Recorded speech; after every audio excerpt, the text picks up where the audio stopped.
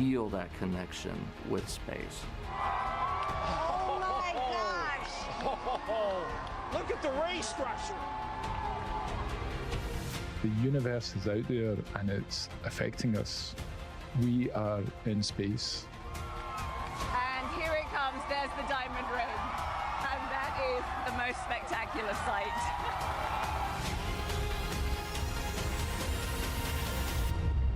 If you haven't seen it, you haven't seen anything.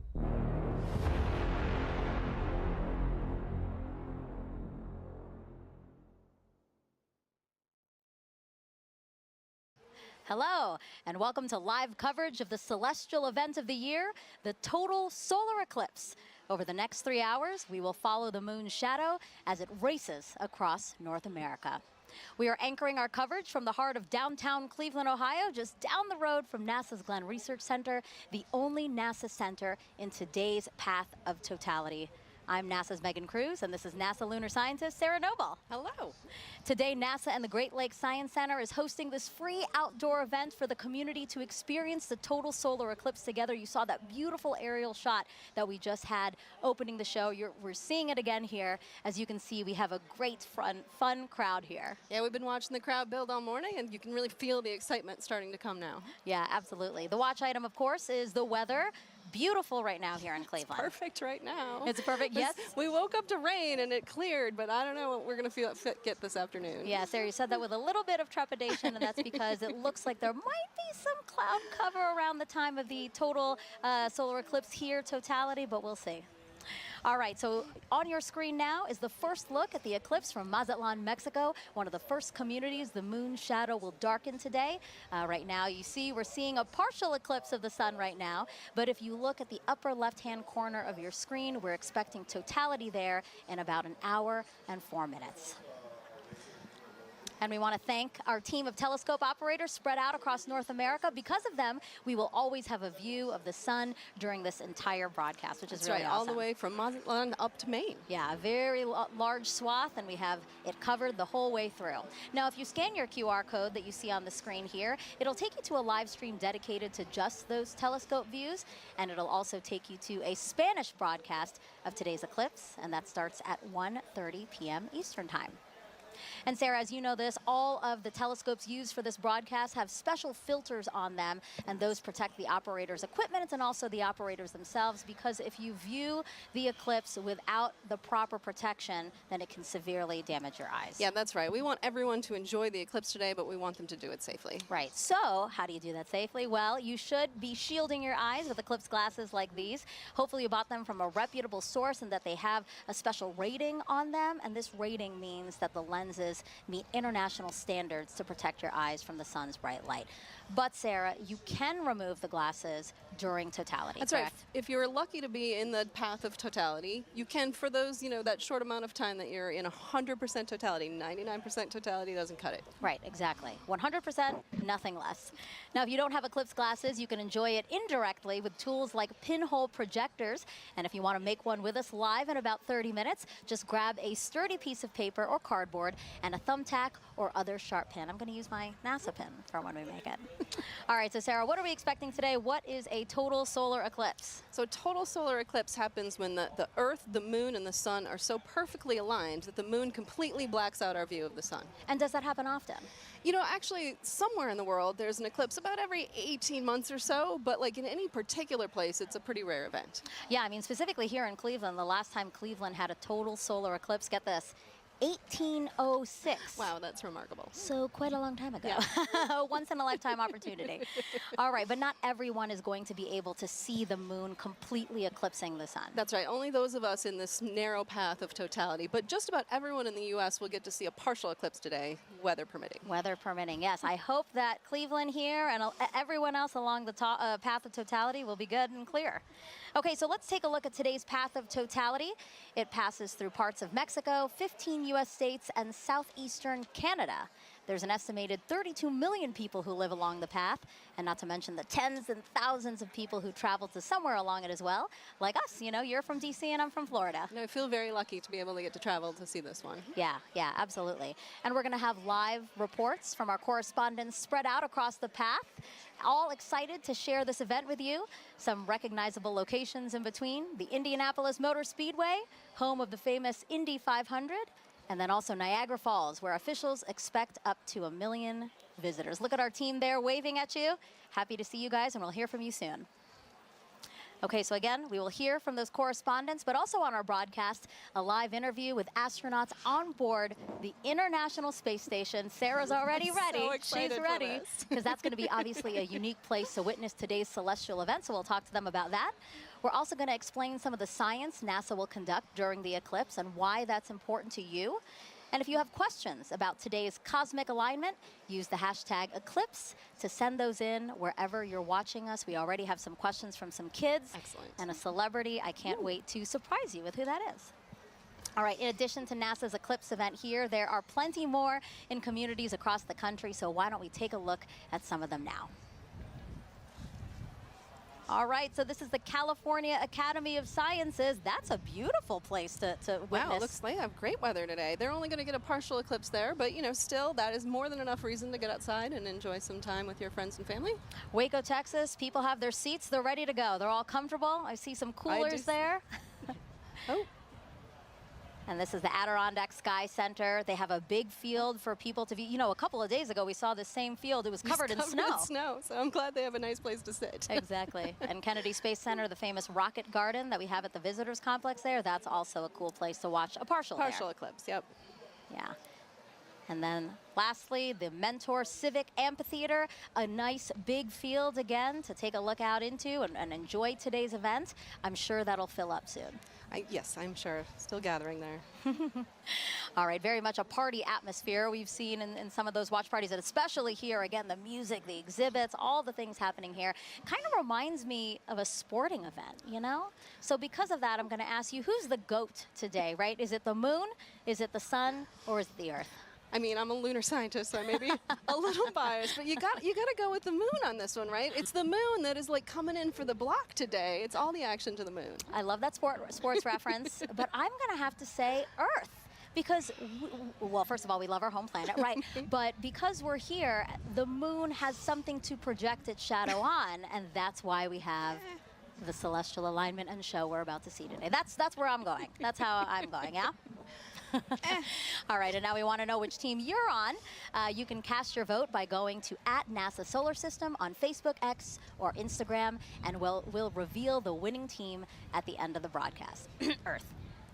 The moon's shadow will only be over land for about 1 hour and 28 minutes today, moving at an average speed of about 1,900 miles an hour. Keeping track of it for us is NASA's James Traley.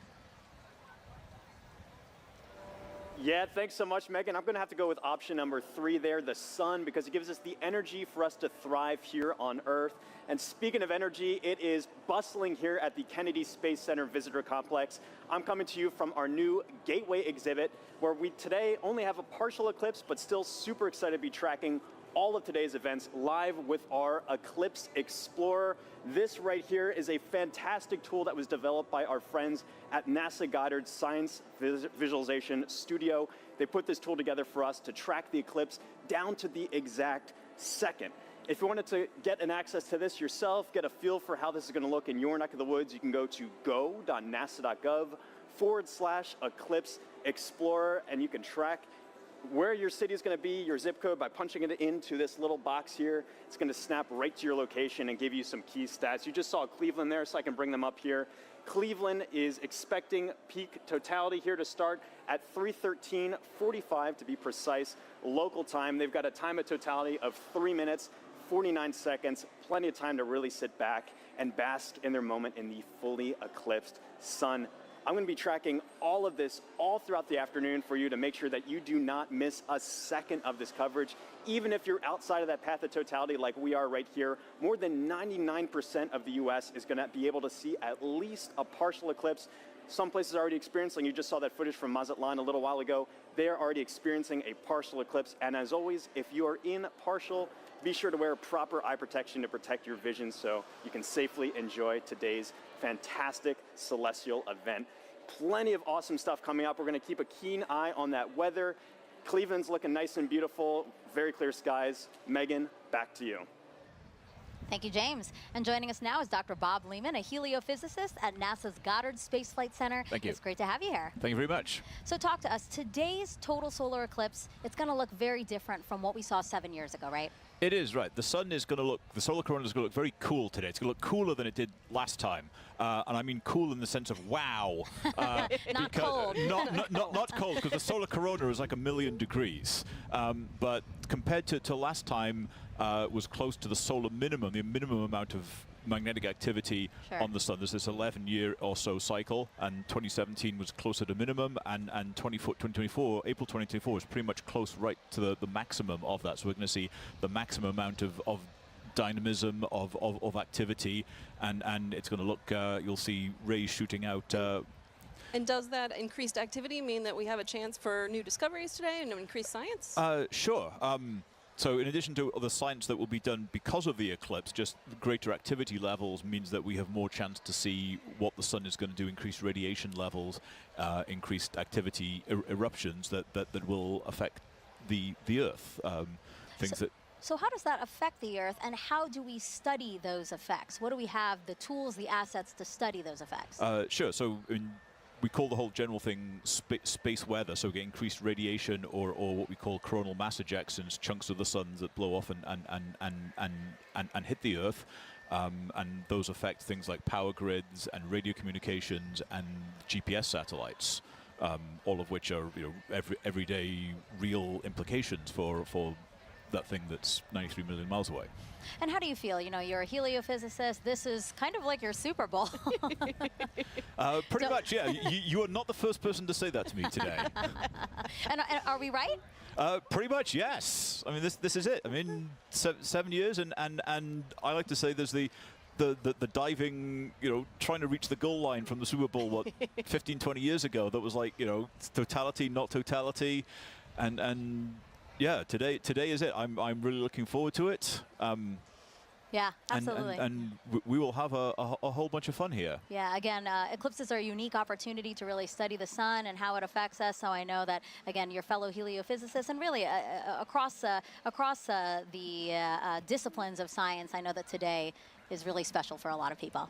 It is, yes. Thank you, Bob. I really appreciate you being here. Thank you so much. All right, it's time now to check in with our first team along the path of totality. Here is Tahira Allen in Kerrville, Texas, a city so lucky it gets a solar eclipse twice in a single year. Thanks, Megan, and welcome to Kerrville, Texas. I'm Tahira Allen with NASA Communications.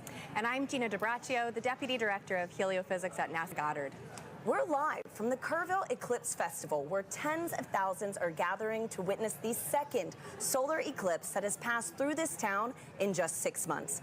Now, this is incredibly rare, and people have traveled from all over the world to share in this spectacular moment right here at the crossroads of the eclipse. Now, Gina, we were lucky enough to be here last year for the annular solar eclipse. How does it feel to be back? You know, the annular was such a spectacular experience, but I'm already feeling even more energy today, and it's I'm like so double excited the crowd. to be here. It is. Yeah. No, and we have a full day of celebration in store. You know, the town really turned out for this event. This morning we heard from the mayor, and we are surrounded with food and shopping and different activities. I think I saw the Texas State Astronomy Club here giving out free telescope viewings. So it's just a really, really special moment for people to come together and enjoy this celestial event. It's right to hear it. And you know, we had some cloud coverage today. It's looking to be pretty good. It's going back and forth. So, you know, fingers crossed. Regardless of how this turns out, we have live music and dancing afterwards, so it's going to be a good day. Absolutely, and you know, I mean, this is going to be my first total solar eclipse, and so last year was incredible with the annular. Folks, if this is your first total solar eclipse, let us know in the comments wherever you're watching. We'd love to hear it. So this is also a good time to remind everyone that it is not safe to look directly at the sun without specialized eye protection for solar viewing. Now that is except during the brief phase where the moon is completely covering the sun, and that will only be for those in the path of totality. Now we have a special guest that you might recognize popping in to share some important tips to make sure you stay safe during today's events. Hi eclipse enthusiasts, Lance Bass here, and I want to tell you how to protect those eyes and stay safe during a solar eclipse. During these celestial events, the sun, earth, and moon are in sync, creating solar eclipses. You can look directly at the sun during a total solar eclipse, but only when it's completely covered by the moon for a brief period known as totality.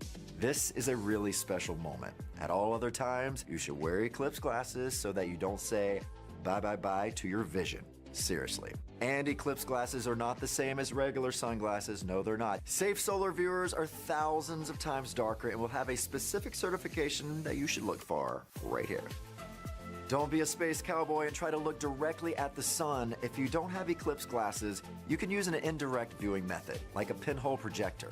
You can make one of these with something as simple as an index card with a hole, or a colander, or even your hands. With the sun at your back, you can safely project an image of the sun through the hole onto a nearby surface like the ground. It's gonna be me who is wearing my eclipse glasses, and so are you. Now, you can't have an eclipse without the sun, the moon, and the earth. And as you heard from Megan and Sarah earlier, we've been hosting a friendly competition to see which one of these three teams that you're siding with today. Now, Gina, I feel like it almost goes unsaid here, but I have to ask. I don't want to assume. Which team are you repping today? You probably were going to guess sun. Oh, Team sun. Who would have thought? You're right. No.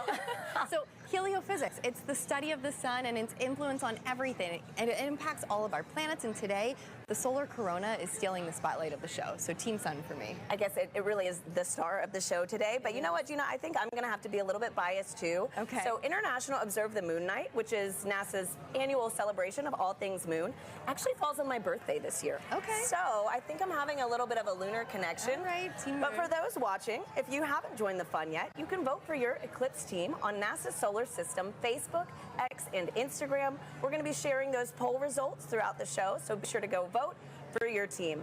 Now, also during the broadcast, you can send us questions using #Eclipse on social media.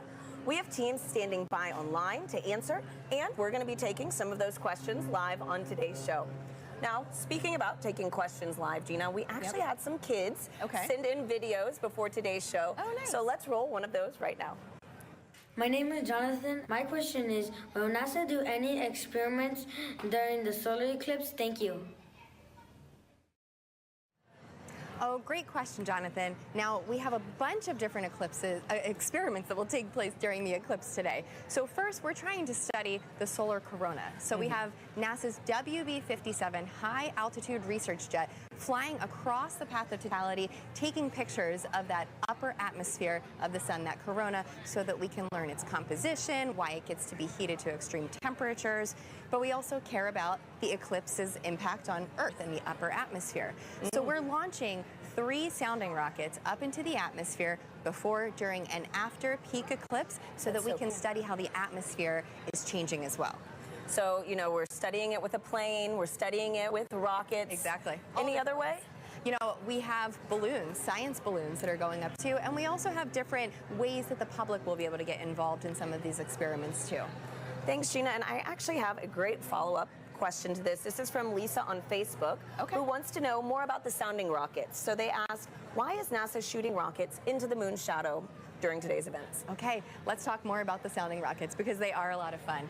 So the first sounding rocket will be 45 minutes before peak eclipse, the next one during that peak eclipse, and the final one after, 45 minutes after. And that's because we really want to understand the difference in density and temperature and these different factors in the upper atmosphere and really get a sense of how the atmosphere changes as the eclipse is coming and passes over. So we have all these rockets going coming up, and it'll be a good day for that. Great, and hopefully we'll get to see a replay of that later on in today's show. That's right. Now, folks, it is really special for us to be back here in Kerrville, Texas, covering today's total solar eclipse. Just last October, an annular solar eclipse passed right through this town. Now, for a location to be at the crossroads of these two incredible celestial events is rare. Let's take a look at how the community has been preparing in the lead up to this big day. Kerrville is the eclipse capital of the state of Texas. It is known as being the capital of the Texas Hill Country. It's the epitome of Texas. Ranches, deer, beautiful streams like the Guadalupe here. Kerrville is very welcoming. It's a wonderful community. Tight-knit, small. It has about 25,000 people. Kerrville is blessed to be in that special square, the annular eclipse in 2023 and the total solar eclipse in 2024. We're talking about crossroads, you know, we get it twice. Two eclipses right here, right where I stand. It's statistically extraordinary.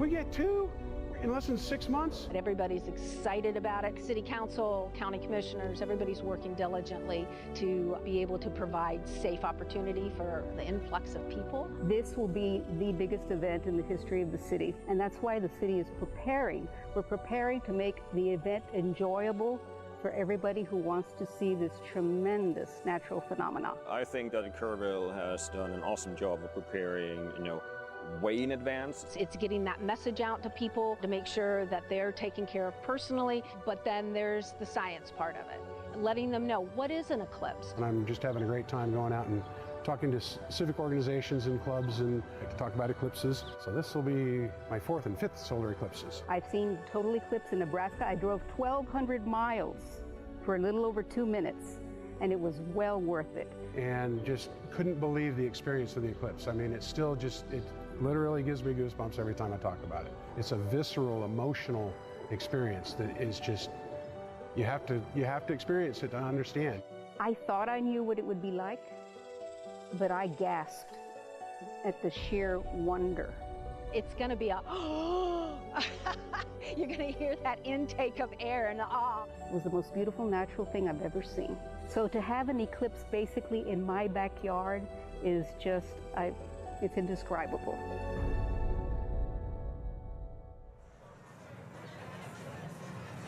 We're here now with Catherine Troach, a telescope operator with the Night Sky Network, who is giving us these high-definition views of the sun that you see in your screen right now, of the eclipse over Kerrville, Texas. Kat, thank you so much for being here with us. Thank you so much for having me, and let's thank the weather for cooperating finally. Right? Oh my goodness. Thanks, Kat. And so I'm looking at the telescope feed that we have, and we have first contact now here in Kerrville. Yes. Okay, so for people who want to become an amateur astronomer, what advice do you have? Where should they get started?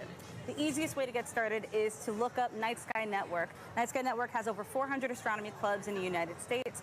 You would just use our search function to plug in your city and find the club that's closest to you. And if you don't have a club that's close to you, you can use our coordinator tips to start your own astronomy club.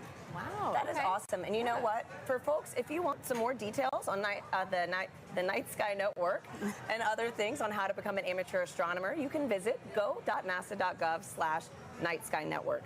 Now, a fun fact about today's broadcast that I absolutely loved learning was that so many of our telescope views that you're going to be seeing today are from amateur astronomers. And so, Kat, again, on this topic of, sky gazing, I heard that those in the path of totality might be able to witness more than just a total solar eclipse today. Could you give us a sneak peek on what we could expect? Absolutely. So if we have clear skies in the path of totality, as it gets darker, you'll start to see 2 bright points of light. That would be Jupiter and Venus. And then as we get to totality, you'll be able to see the fainter planets, Saturn, Mercury, and Mars. And if you're lucky, you'll be able to catch Comet 12P. Oh, what a crazy, cosmic alignment today, So, man. Great. So, for the amateur astronomers that actually want to view today's celestial event, what tips do you have for them? So, of course, you need to have solar protection. You need to have solar-safe glasses. And you need to have solar filters for your telescopes, your binoculars, your cameras.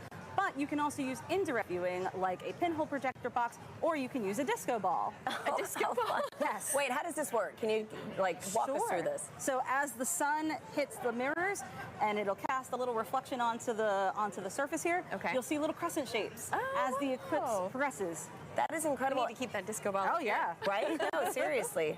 So, Gina, didn't you say you could also use your hands That's at one right. point? You know, you can take your fingers and weave them together to let the light project through so that you can see the projection of the eclipse on the ground. Absolutely. That's fantastic. So a lot of different ways to be able to view today's event. There's no one wrong way to do it, unless you're just using to do it. Yeah, just do it. Just make sure you do it safely. Yeah. And so, Kat, too, you know, earlier you gave me a little reveal of your shirt. It is too perfect for today's show. You know, could you give our viewers a little taste? Sure, no problem. So if you know, you know. If you know, you know. Totality going on at the moment. Love it. Thank you so much for being here, Kat. Thank you again for having me. Absolutely. And so now coming up soon, we're going to get our first views of the total solar eclipse as it begins in Mexico, sweeping across North America. We have correspondents all along this path who are going to bring you live into the action as it happens. First up, let's check in with Joy Ung in Dallas, Texas. Thanks to Harry and Gina. So welcome to the Dallas Arboretum and Botanical Garden. I'm Joy Ung, and as you can see behind me, we have a lot of people eagerly waiting for the total solar eclipse. It's so amazing to hear so many people talk about the sun and the moon, and what makes this day even special is that the eclipse gives scientists a really unique chance to do science. So to tell me more, I'm here with NASA scientist, Dr. Ashley Greeley. Thank you so much for joining us. Hi, Joy. Thanks for having me. So firstly, how are you feeling about today? I'm feeling really excited. The skies are starting to clear out, and it looks like we might get a pretty good show. Fingers crossed. So earlier in the show, we learned that today's eclipse will look quite different from the 2017 eclipse. We're going to see more structures in the sun's outer atmosphere. So Ashley, can you tell me, why is that different? Why is the sun going to look different, and why is it changing? Sure. The sun goes through phases, which we call a solar cycle, that last roughly 11 years. And those are periods where the sun is less active and periods where the sun is more active. We're entering a time of solar maximum, which is really exciting because that means that the sun is more active. Its magnetic fields are more dynamic. We may see features here, such as streamers, which looks like little spiky wisps in the sun's atmosphere, which we call the corona, and then little prominences, which look like little pink arcs on the surface of the sun. Yeah, we're really excited to see this, and we hope that we'll see some really interesting features. There may be a little bit of asymmetry as well in the magnetic fields, and I don't know, I guess we'll have to find out in about an hour. So the sun is changing. So do those changes affect life on Earth at all? Sure, yes. The sun does affect life here on Earth. We have a term that we call space weather, which applies to the field of study of everything from the sun to the Earth and in between, and how that affects life here. We are fortunate that on Earth we are protected from things coming from the sun by our magnetic fields, which shield us from those explosions that come from the surface of the sun that we talked about. And those can result in really fun occurrences, such as the aurora. There can be some negative side effects, but those are mostly limited to things that are outside our magnetic fields. The storms from the sun can interfere with satellites, and it's something we really have to think about as scientists as we start to plan for putting humans on the surface of the moon or potentially sending them to Mars. Those energetic particles that result from the sun can impact humans, so that's just something that we have to learn about and take into account. So the sun is always there, of course, but why are eclipses a good time to study these effects called space weather? Yeah, eclipses are a really cool time for scientists to be able to study the sun. It's really hard to completely cover the disk of the sun in order to study the sun's atmosphere, especially that inner part of the atmosphere. We're really fortunate that here on Earth, our moon is just the right size and just the right distance from Earth that it can completely block out the sun's disk during total solar eclipses. So we're really able to observe that inner atmosphere in a way that we can't normally. So this event is really exciting for both scientists and the public alike, and that's just such a cool experience to share together. Thank you so much, Ashley. So if you're lucky enough to be in the path of totality, keep an eye out for that sun's outer atmosphere, the corona, and you'll know that you see these spiky features, and it's because the sun is heading towards its most active phase. So for now, let's head to our friends in Russellville, Arkansas. Jasmine, how are things looking on your side?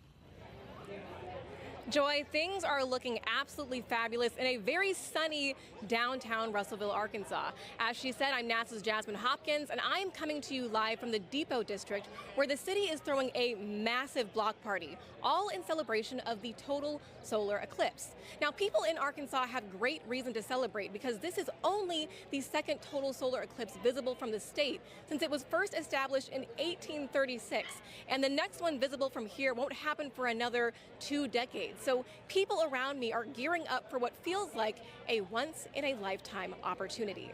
Now, it's not just the residents of Russellville that are excited. On average, the city has about 29,000 residents, but for the past 8 months, they've been preparing to receive upwards of 100,000 tourists right here in the city. Now, of course, NASA has been a big part of that preparation, so to show you what we've been doing to help, I have a video here to show you.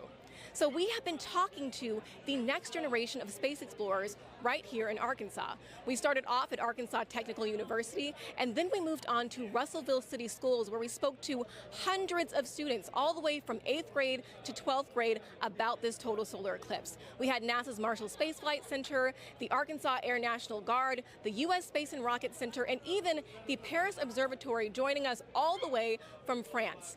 Now, during that moment of totality, Arkansas will experience from 94 to 100% obscurity from the sun, and we'll have 4 minutes and 12 seconds to really soak in that fantastic cosmic event. Now, until that moment, of course, we are telling the residents to stay safe, keep those solar eclipse glasses on. But now let's go from Arkansas to Illinois with Blair Allen. How are things looking for you? Jasmine, we're super excited here because crowds are filing into the stadium, but the main story here is the weather. Everything looks absolutely good and clear for totality today. We're very excited. We're just hoping, just like 2017, a little cloud doesn't come in and obscure things. But I tell you what, there's been a total solar eclipse here in 2017. Observation did not stop at SIU. Joining us now are 2 SIU students who actually did some observing.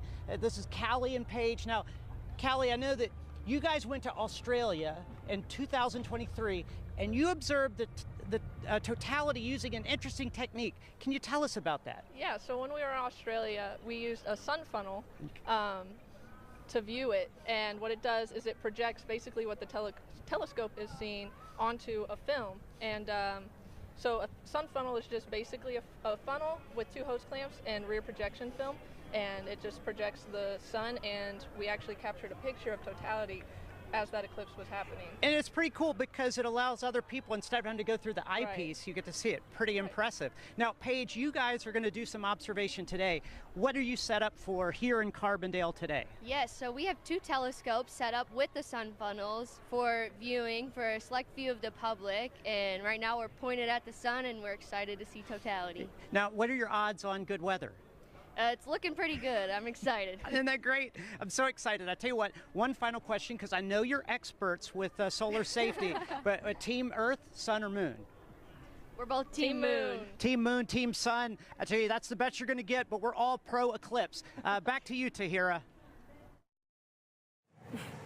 Let's go Team Moon. So, as you can see, folks, we've got a lot of exciting things in store all across this country, and that was only half of it. You're going to meet three more of our locations later on in the show. Now, Gina, we've got a ton of questions coming in online right now from our viewers. Yep. How do you feel about some Q&A? Let's answer some. Okay, perfect. Let's do it. So our first question is from Fair Cerritos on Instagram, who wants to know, how can I help NASA? You can help NASA by participating in the eclipse. If you can see it today, go outside, enjoy the moment, or download the Globe Observer app. You can do that right now before the eclipse crosses your path. You need a thermometer, and you just record the local temperatures and the cloud coverage. Fantastic. Globe Observer app. So thank you so much, Gina, and thank you to everybody sending in those questions. We'll take some more later on throughout the show. For now, let's check back in with Megan and Sarah in Cleveland, who are standing by with an out-of-this-world surprise. Yes, quite literally that, Tahira, because we have a special treat for our viewers right now, joining us live in space, 250 miles above the Earth in the International Space Station. Everyone, please help us welcome NASA astronauts Jeanette Epps and Mike Barrett.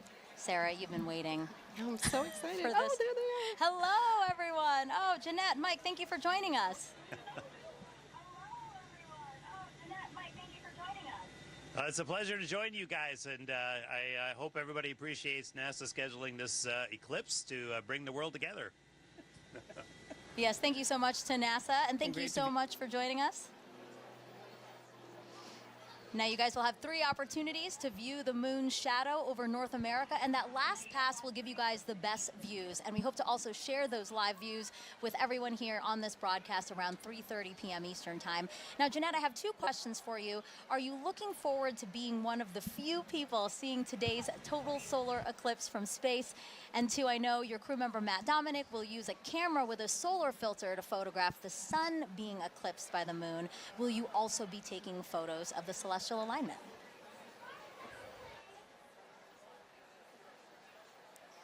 I'm definitely taking pictures of the solar alignment. And I think we're very fortunate to be here at this special vantage point to see such a special event at this time. So I'm definitely excited. What about you, Mike? What's going through your mind as you're preparing to see such an awe-inspiring event?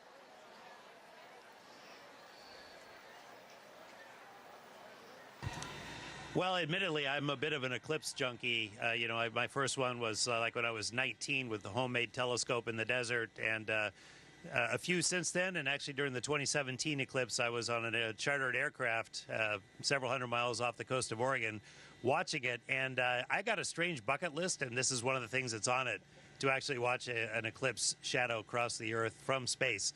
So I'm ecstatic to see this box gets checked and just to see this amazing thing from up here.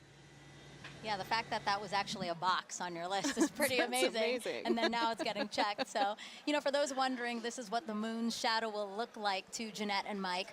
We're going to show you video taken from the space station of the total solar eclipse in 2017. And you can clearly see the shadow moving across the top of your screen there from left to right. We actually sped up the video so you can see more of that transit. This would look a lot slower to them, but really cool. Jeanette, eclipses give us a unique opportunity to study the sun and how it affects the Earth. Can you tell us about the atmospheric waves experiment attached to the outside of the space station right now?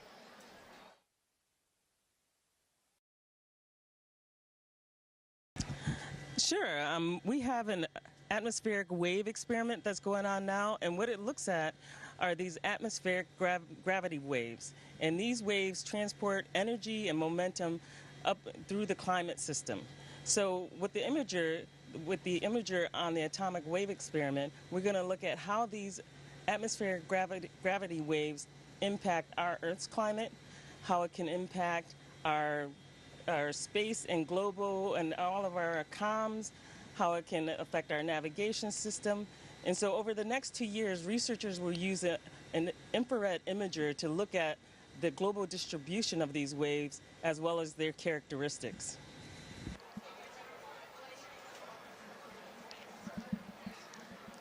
Mike, how does it feel to have a hand in maintaining the space station so that important science like the atmospheric waves experiment can happen?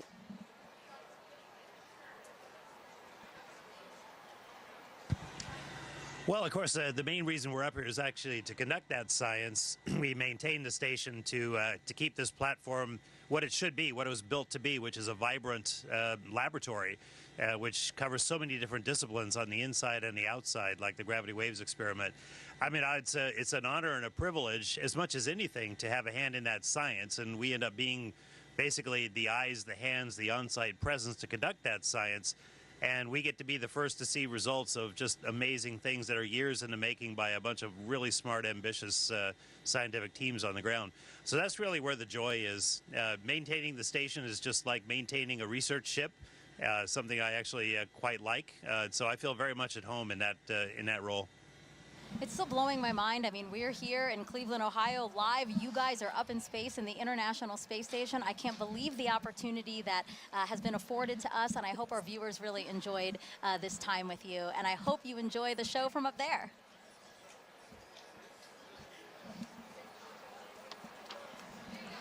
All right. We have, but we do want to close by saying, first of all, we really enjoy being here, but everybody stay safe. And use the simple means to protect your eyes as you look at the eclipse, as Jeanette and I are modeling here. Which makes us blind as a bat on the inside, but solar protected on the outside. So we encourage everyone to do the same. Really great advice from both of them. Thank you so Thank you much. both. Sarah and I have our glasses, That's right. and we're We are ready to ready go. too. Also blind if we don't do this.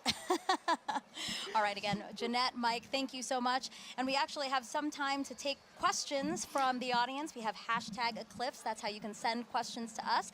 So let us take a video from another curious kid we have watching. Hi, my name is Adrian. My question is, why will we not see a total eclipse in California? Thank you. That's a great question, Adrian. So we only a precious few today are going to get to see a total eclipse because the moon is so much smaller than the Earth. It only casts a very narrow shadow. But still, even in California, you're going to get to see a partial eclipse, and that is still a really cool event. So I do encourage you to get out there and see it for yourself today. Yeah, absolutely. So again, #Eclipse. Wherever you're watching us, drop that in the comments, and we'll try to get to as many questions as we can on the show. Okay, so we have obviously people celebrating with us online and at events across the country. So why don't we check out some of those events again now? Waco, Texas again. People look very, very comfortable in their camping chairs and spread out on picnic blankets. They look like they're having a good time. Yeah. A few clouds. A few clouds, but again, they have some time there before. Kennedy Space Center, they will see a partial eclipse. We have some people walking around the Rocket Garden. Oh, it looks like they have beautiful weather there. California Academy of Sciences, yes, they do. They have clear skies. We're very, very jealous over here. And then the Mentor Civic Amphitheater that's starting to fill up. Exactly. There were fewer people when we checked in ago, but now lots of people there and lots of people at the Adirondack Sky Center. I wish I could wave and say hello. They look like they're getting ready for some stuff, though. Yeah, absolutely. They got a Again, the little time to snow wait. cleared out because there was snow over the weekend, but now it looks like a beautiful, probably still crisp day there for them. Okay, and now we're back here with astronaut Steve Bone, who's looking around, taking in the sights, Steve. I am. see. It's just an amazing amount of people. It's really cool to see. Yeah, it's really- absolutely. you can feel the energy. And it's really beautiful. cool that you're here. So Steve is here because, you know, obviously, as we've been saying throughout the show, you really should have these glasses to safely view the eclipse. But if you don't have glasses, that's why Steve is here. So Steve, I see that you brought some supplies for us. I did. I have a little bit for everybody, and we'll see how we can do here today. All right. So this is like a pinhole viewer, and so it's basically a pinhole camera. I don't know if you ever had to do that when you were a kid. Is make a little camera by basically poking a hole in a piece of paper. Okay. And then using that to focus onto a screen. Okay. And so we all have pins here, I guess. Yes. So we have a paper plate, we Yeah, your have eclipse pin. index card, and we have pins. And I have my Cruise 6 pin. Nice, nice. All right, so what do we do, Steve? Basically, all you have to do is poke a hole in the cardboard. Okay.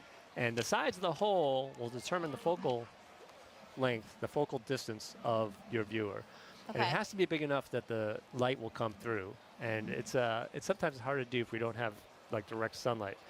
So you want to make sure you have a big enough hole. I think Okay. that'd probably be enough. Yeah. And then what you'll end up doing, if we had the sun, you could basically over your shoulder, don't look at the sun. Sun behind us. Sun behind us. Yes. And so you hold this up, and you'll see, you can actually get, there it is. I can see. We do see it with the lights, the studio lights. You only need a little bit, and then depending on how far in and out you move it, and the sides of the hole, that gives you your focal length. Got it. Just like a lens. And basically, like we're saying with the studio lights, if something were to pass over the studio lights, that same shadow essentially would be projected through Absolutely. the index card right now. That's how you safely watch it. That is a good, safe way to watch it. There's a lot of other ways to see it as well. I know And, that. Oh. I have that. Come prepared. Colander, right? Yeah. So that's a lot of fun because if you're in an open area like this today, and you don't have your glasses or you just want to see something really cool, again, put it over your shoulder and hold it. And you'll get a big array of all those little eclipses happening on the ground below you. Yeah, actually, I think we have a picture of that. I'd love to see that because really it is Yeah, a it's very, pretty. perfect. Look at Yeah. that, Steve. Oh, yeah. Well, I mean, even if you don't have anything, right, you can Yeah. actually use your hands to make your own sort of improvised pinhole camera. Absolutely.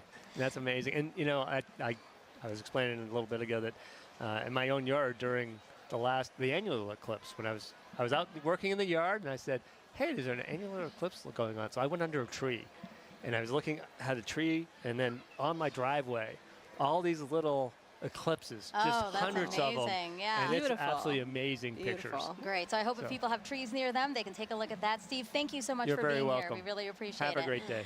All right, so the eclipse is getting closer and closer to the west coast of Mexico. We will experience totality there at Mazatlan, in particular, 2:07 p.m. Eastern Time. So let's head back over to James at our eclipse board for another look at the path of totality. Yeah, thanks so much, Megan. A lot coming up very soon, and make sure you know exactly when to go outside to observe that totality if you're on our path. Or even right now, if you're experiencing a partial eclipse, I've got in our Eclipse Explorer here, I can zoom out just a hair here to show you this. I've got our penumbra on, so this is all the places inside here already experiencing a partial eclipse. You've been seeing some great feeds from our camera in Mazatlan, Mexico. They've been experiencing that kind of crescent sun for a little while now. They're just about 20 minutes out from actually experiencing totality itself. They're going to have a long window where they are 4 minutes and 17 seconds. For some context, back in 2017, the last eclipse that swept across America, the longest time was only around 2 minutes and 40 seconds. That was in Carbondale. This time around, some very long times, just a little bit northwest of Torreon, Mexico. They're going to get upwards of 4.5 minutes.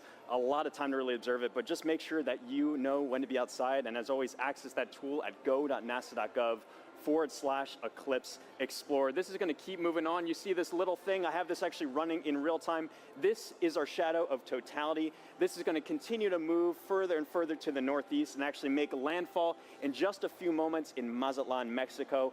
As you've seen all throughout the broadcast, we've got correspondents all up and down the U.S., all the way up to Maine, covering this live. Very excited to continue tracking this. Make sure you know what's going on here. But for now, back to you, Megan.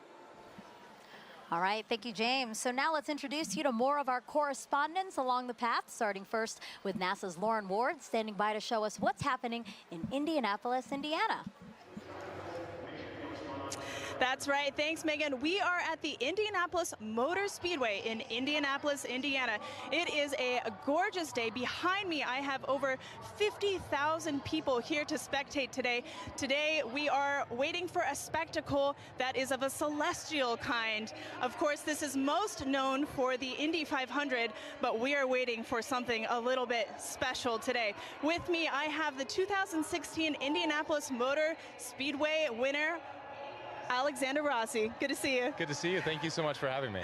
It's great to have you. So the Helio Big Year is a celebration of sun science and how the sun touches everything, including IMS. So tell me, the track when you're doing a qualifying round is about 4 minutes long, which coincidentally is the length of totality. So tell us, what is it like being on the track? You know what? The sun plays a huge role in determining the performance of the car based on the track conditions. So we actually, when it's a day like this, as much as it's beautiful for the fans, it's actually very difficult for us as drivers, because as the surface heats up, the oils come to the top of the asphalt and it actually becomes slippier. So that's surprising to people. They think that temperature would mean grip, but it is until a certain point. And then once it kind of crosses over 100 degrees on the surface, you start to actually go the other way. Wow. And tell me about those tires. How does the sun affect those? So we use slick tires. So Firestone tires are slick. On a road car, you have tread, right? Because they're supposed to use in all conditions. Slick tires actually have a bigger contact patch, more surface area, so they generate more grip at a temperature, right? So they operate between 180 to 230 degrees Fahrenheit. Again, the sun is good until a point. When they go over that 230 degree mark, you start to lose that grip again. Ooh, all right. Well, we have a little competition going on today. We're trying to determine whose big day is it. Is it the sun's, the moon's, or the Earth? So my question to you is, are you Team Sun, Team Moon, or Team Earth? That's a hard one, but I'm going to go Team Earth. You know, I just think we're so lucky, especially today with the people that are around us here, to be able to witness what we're about to see. Go Earth. Go Earth. You heard it here first. All right, guys, thanks. We'll be back here. Daryl in Niagara, over to you. All right, thank you very much, Lauren. Just 500 miles northeast of you, we are here at Niagara Falls, right next to the Niagara River. This is a special location for a lot of people because it is a once-in-a-lifetime opportunity to see a natural wonder set against a celestial one, the solar eclipse. And so let's talk first of all about the natural wonder, and it all starts right here. Look at this massive river and the amount of water that's moving through here. 500,000 gallons of water, 500,000 bathtubs actually going over the falls at every 60 seconds. It's tremendous, the flow here. It interacts with the air, it hits the rocks, and it also, you know, it flows up a mist column that is omnipresent. This is always here. So one of the things that eclipse watchers want to see is, how does it interact with the light? Will we have a pink rainbow because only prominences from the sun will be seen and they're pink? We'll have to see about that. One thing we do need is a little bit better cloud clearing around here, because we do have some cloud cover. But that's okay. People who have gathered here are excited and they're hopeful that it will clear. Who's here? Well, I want to show you our camera from about 500 feet away. Look at all my friendly eclipse watchers. Are you guys ready for an eclipse? Yeah! Whoa, I love the energy. We could use this energy to blow the clouds out of here. As our camera backs out, you're looking at Terrapin Point, and this is the lawn here. It's roughly the size of a football field, and everybody who's here, a lot of people came in at 6 a.m. this morning. They currently cut off the park from anybody from coming further into Goat Island here. So this is the max capacity that we're at right now. It's that popular. Over to the other side, our friends from Canada. Look across the river gorge, about 1,000 feet away. Niagara Parkway is lined with people. So it's a beautiful shot over there, and we really appreciate our Canadian friends who have joined us. Now, this isn't just about the solar eclipse. We've been here for the past week, and we were at locations all across Niagara Falls, 12 to be exact. Take a look at this video. Crowds of people packed the Niagara State Park Welcome Center, where Commander Munikin Campos, the mannequin who flew around the moon during the Artemis 1 test flight in 2022, was on display. Our partners at the Canadian Space Agency sent kids virtually to space all week long. And NASA experts from the Kennedy Space Center gave presentations and talks at places like the Niagara Aerospace Museum and libraries across the area. The outreach was a huge success, with thousands of people participating in the events and passing through our exhibits.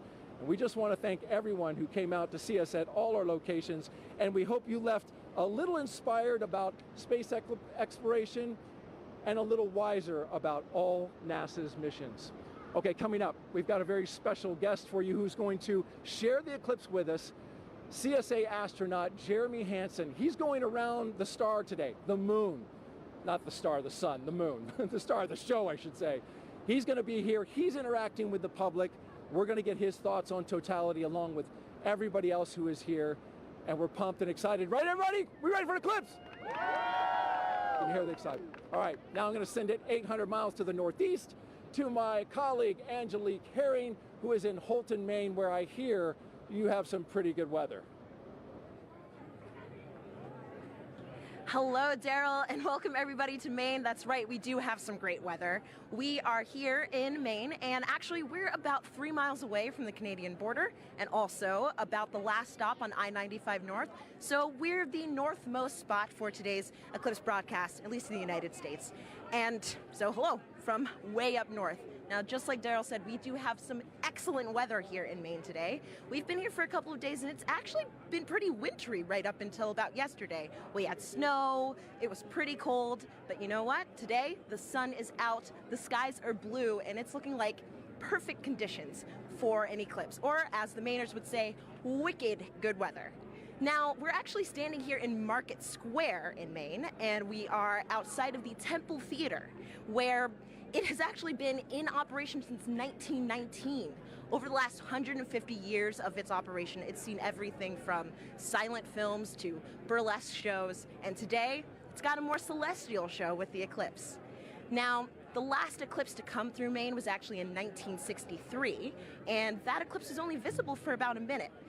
In contrast, today's eclipse will be visible for at least just about 3 minutes or so, so everyone here is going to have a lot of time to take in the celestial show, really soak in the event. And the next eclipse won't be coming through Maine until 2079. So it makes a lot of sense that we've got a lot of people here really excited to see this once-in-a-generation opportunity and event. We're all excited. I know everybody here is excited, so we'll be here waiting for the moment that we've all been waiting for, the eclipse. With that, back over to you, Megan. Hey, thank you, everyone. It was really cool to see everyone along the path of totality. You can tell we're covering a large swath of land because everybody's in different kind of attire. You know, you have short sleeve shirts somewhere, and then you have like Daryl, who it looks very, very cold, and he does have some cloud cover, so I hope that it does kind of clear out for him. I feel like we've covered all of those levels of weather over the last day and a half. That's true, here in Cleveland. So, but it's looking nice now, so that's great. And actually, if you were watching our screen here, we just had a view of the eclipse in Mazatlan, Mexico. In about 10 minutes, that's when we'll start seeing totality in that area. And in that time, the U.S.'s top doctor is encouraging everyone to try and watch the celestial event for our physical and mental well-being. Hi, everyone. I'm U.S. Surgeon General Dr. Vivek Murthy. I'm thrilled to be joining you today as you gather to experience a truly awe-inspiring event, the last chance that we'll have to see a total solar eclipse in the contiguous United States for the next 20 years. The sun is a universal source of light and life. It contributes to our physical, mental, and emotional well-being, and it unites all of us. Today, no matter where you're watching from, whether it's along the path of totality or a partial solar eclipse, you are sharing the experience with millions across the nation. And moments of connectedness like this truly matter. Last year, I issued a Surgeon General's advisory warning about the public health crisis posed by loneliness and isolation. I shared that our connection with one another is a powerful force that can help protect against the damaging physical and mental health impacts of loneliness. What better reason is there to come together with friends and loved ones than to share a once-in-a-generation experience like the solar eclipse? This is an experience that will stay with you, precisely because of the awe that it inspires. Awe allows us to step outside of ourselves, giving us fresh perspective and opening us up to connections. So grab your eclipse glasses and let's enjoy this moment together. Some great advice. Thank you so much. All right, we have time for other hashtag eclipse questions. Sarah, are you ready? I am absolutely ready. All right, let's take a look at this video from a familiar face. Hey everyone, I'm Scarlett Johansson, and I play a NASA Public Affairs Director in the new film, Fly Me to the Moon. I hope everyone is safely enjoying today's eclipse. I actually have a question about the moon for NASA. So during a total solar eclipse, I've heard that craters and features on the moon play a role in what viewers see on Earth when the moon blocks the sun. So why is that? Question, Scarlett. So yeah, as we, the moon isn't a smooth marble. It actually has big, high mountains and valleys, these craters. And as we approach totality, sometimes you'll hear people talk about Bailey's beads, and these are the last few moments of sun creeping through those deep valleys. Yeah. Just before we hit totality. Yeah. Absolutely. Thank you so much. It's so great to have you here to answer some of these questions, and we plan to take more. If you send them in, hashtag eclipse again. Okay, if you're just joining us, I'm NASA's Megan Cruz, and this is NASA lunar scientist Sarah Noble. And as you can see, you are watching the official NASA broadcast for today's total solar eclipse. And we are in the heart of downtown Cleveland, where NASA is celebrating this celestial alignment. Take a look at our shot from the air. That is how many people who are just here at the Great Lakes Science Center alone. So many more spread out throughout Cleveland, because again, the last time this city had a total solar eclipse was 1806. But again, just down the road, we have the only NASA center in the path of totality.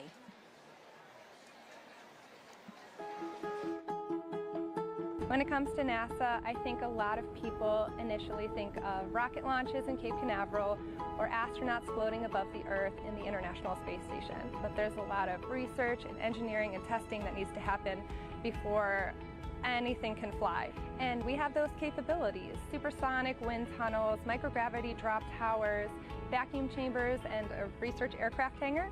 And that's why people from all over the world come to NASA's Glenn Research Center right here in Cleveland, Ohio. What we work on: power, propulsion, communications. You need it for anything that flies. We like to say the road to the moon goes through Ohio, and that's because our test facilities are crucial to advancing the Artemis program. Part of our vision for going back to the moon and establishing a sustainable presence is having a lunar gateway. A lunar space station can fly successfully around the moon and sustain astronauts there. and we are leading the program that's developing the power and propulsion element. NASA's Neil Armstrong Test Facility in Sandusky, Ohio. It's the only place in the world where you can test a full-size spacecraft for all the extreme conditions of launch and spaceflight. Right now we have the Orion spacecraft. This is a spacecraft that actually went around the moon, but we're using it as a test article now to make sure that in the launch environment, that spacecraft is safe. When it comes to aviation, every U.S. plane has NASA Glenn technology on board, which makes your flight cleaner, safer, and quieter. And looking at solutions like electric and hybrid electric propulsion systems that will reduce or give us different ways of converting energy that are cleaner. Our center partners with a lot of community organizations to share NASA's discoveries or just get kids excited about science, engineering, technology, and math. I really enjoyed the VR experience. It was really cool to be able to sit like I was an actual pilot flying. I feel like I could potentially look into considering aerospace. We've also made it our mission to prepare Cleveland for the April 8th total solar eclipse. We demonstrated different types of hands-on activities for educators to share with their students, as well as the science behind a total solar eclipse. My favorite thing about Glenn is our people. Not only are they crazy smart, but they are genuinely good people. And we are literally part of almost everything NASA does. And so what's really great about being here is you're in the heart of it all. And joining us live is now NASA Administrator Bill Nelson. So great to have you here for this celestial event. Thumbs up. Thumbs up from the Administrator. Now, Administrator, why are solar eclipses so unique, such a unique opportunity to study our sun? Because you have the alignment of three celestial bodies, and unique things happen when that occurs. And it has a profound effect here on Earth. Just think about it. The middle of the day, all of a sudden, it gets totally dark. And us Earthlings are not accustomed to that, and nor are the other little Earthlings. Right. All the animals. But it's also an opportunity for us to study much more one of those celestial bodies, and that's our star, our sun, and our star in our solar system. And we can find out more about that gaseous explosion that's coming out from the core of the sun when we can see it better. And we can see it better because we're not looking at the bright ball. You're suddenly looking at that corona, that mass of gases that are coming out from the edge of the sun. Right. And you don't have to be a scientist, right, to study this event, right? How do we get help from people across the country to help us study these things? Well, by asking them. Make a note of anything that you observe and then share that with us. All right, and Administrator, you know, we have to take precautions when viewing a solar eclipse. Remind everyone what we should be doing today. Okay, you've got some glasses. That's right. That's right. The glasses are all ready. Absolutely essential. You want to put these on as it is starting to have that moon move in front of the sun, and we don't want you to damage your eyes. Right. Yep. And it's incredible. You put these glasses on in the normal sun of the day, you can't see a thing. Can't see a thing. But when you look at the sun, you will be protected. Administrator, thank you so much. We really appreciate your time here. And now we're going to head it back over to James at the eclipse board. Whew, yeah, the countdown is on. Just a few moments left until the eclipse makes landfall in Mazatlan, Mexico. Right here, you can see where that eclipse totality shadow is right here. It's going to continue moving very rapidly onwards to Torreon, where we also have a live feed covering all of this event. Super excited for that big moment. And let me actually just go to our moon board here, and we can play through this at 60 times speed. I'll zoom in a little bit here. And Scarlett Johansson had a question a bit earlier about the kind of rippling effect that we see of the eclipse shadow. When you first see this right here, at first glance, you might think it's low resolution or we're lacking some kind of information here. The inverse is actually true. This is actually incredibly high resolution, this shadow projection that we have, because of data that we've been gathering at our moon for more than 10 years, thanks to an orbiter called the Lunar Reconnaissance Orbiter. It's been mapping our nearest neighbor in incredible resolution, just really getting every single bit of valley or crater or mountain. All of those little imperfections on the moon are contributing to that shadow that we see rippling across the country. You're not going to be able to see that from the ground, but looking from space, you see that really cool effect of kind of the rippling there here. So let's just preview some things to come here. In Mazatlan, they have that last little crescent sliver of sun. For now, if you're in that area, make sure you keep your glasses on until that sun is completely blocked out by the moon. That's going to be in just a few moments. You're going to have a long duration there, 4 minutes and 17 seconds.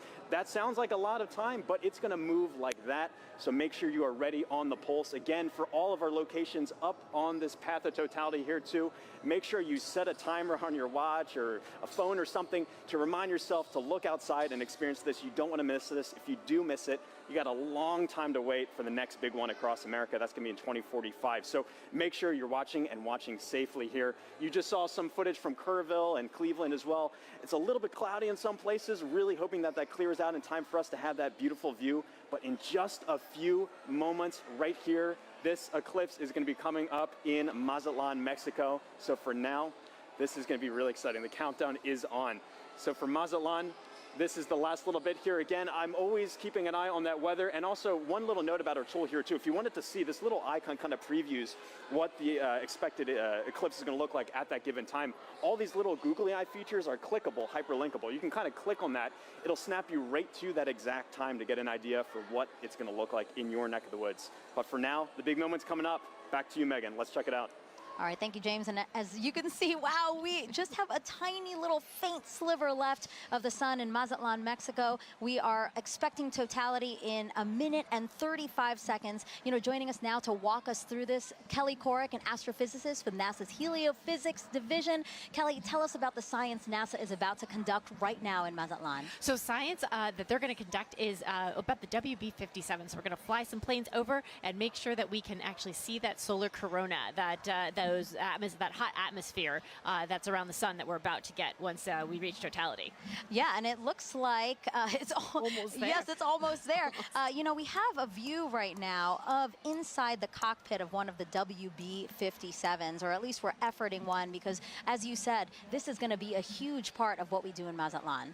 Definitely, yeah. It's the oh, there it is, Kelly. There it is. Oh, look at that view. So we're looking out. That's great. We're looking out, and it looks like we might be able to. We're seeing a lot of clouds, but hopefully a shadow as well as we're coming in to totality there. And so, yeah, so these WB-57s are carrying 3 different instruments or 3 different experiments, 2 to look at the sun and 1 to look at our atmosphere, because our atmosphere actually responds to the eclipse. And we're trying to figure out how that ionosphere, that layer of the atmosphere, actually responds to it. And you said it does look like there's already a shadow over land. You know, we also have a shot, and we'd like to pull that up now, a shot of the coast and the fact that it's already going on over. And you know what's really cool about all of this is we do have eyes all over this thing because we are collecting so much data. Yeah, definitely. I mean, we have the stuff here. We also have rockets on the other side of the country being launched. So again, study that. Oh, look at that. There's the diamond ring. That's right. We're not there, but I feel the energy just watching it. Yeah, so this is because of the craters and the peaks and valleys of the moon, we're seeing the last bits that are just getting through, and now we're getting to totality.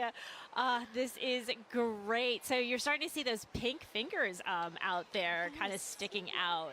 Wow. So again, totality here in Mazatlan, Mexico, the first community in North America to experience the moon completely eclipsing the sun. And if you are in Mazatlan right now, it is now safe to remove your eclipse glasses for the next 4 minutes.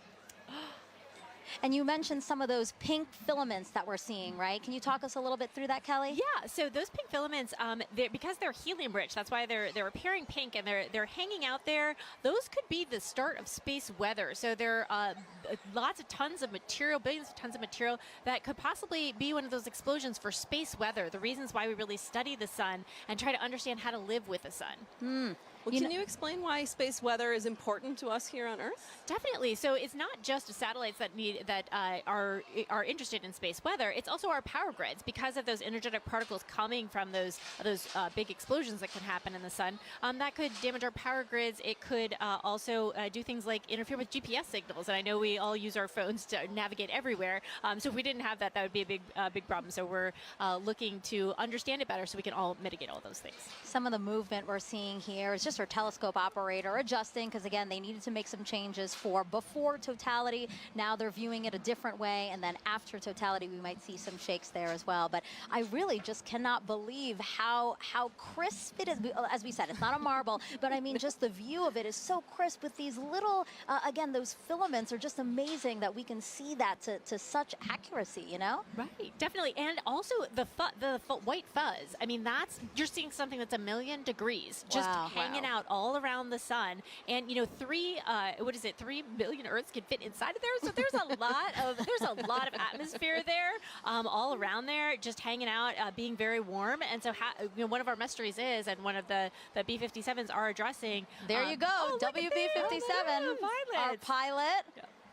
Yeah. He's flying. So basically, Kelly, he is going to fly and try to chase down the shadow for as long as possible, keep up with it as long as possible. Exactly. The shadow is much faster than the plane. However, they can chase it for a while and get an extra 2 minutes. So on the ground, we can only get 4.5 minutes, and they're going to get 6.5 for that plane. I love that they're waving to us. Oh, there you go. And now we're flipped. Now we're seeing the front. So again, they are in night. I mean, it looks very dark with only some light in the horizon, yeah? Right, yeah, and that's what we'll expect wherever we see totality is the night sky is very dark. You might even see some planets or stars, and then you'll see like twilight all around in 360 degrees. What an amazing vantage point as well. My gosh. I'm very jealous. Kelly, are you jealous? I kind of feel like you're jealous. I'm kind of a little jealous. Yeah, I kind of want to, see if I can make a faster plane so we can, follow it the whole way. Plus, they're up above the clouds, so they don't have to worry about the clouds. Exactly. Well, I do want to say a big thank you to the WB-57 pilots and the whole team supporting them for that great view. That was awesome. Kelly, you have a wealth of knowledge when it comes to the sun. And for those watching, if you're interested in learning more with her, check out her and other experts featured in the Sun series of NASA's Curious Universe podcast. And that QR code will pop up on the screen, and that'll take you straight to the episodes.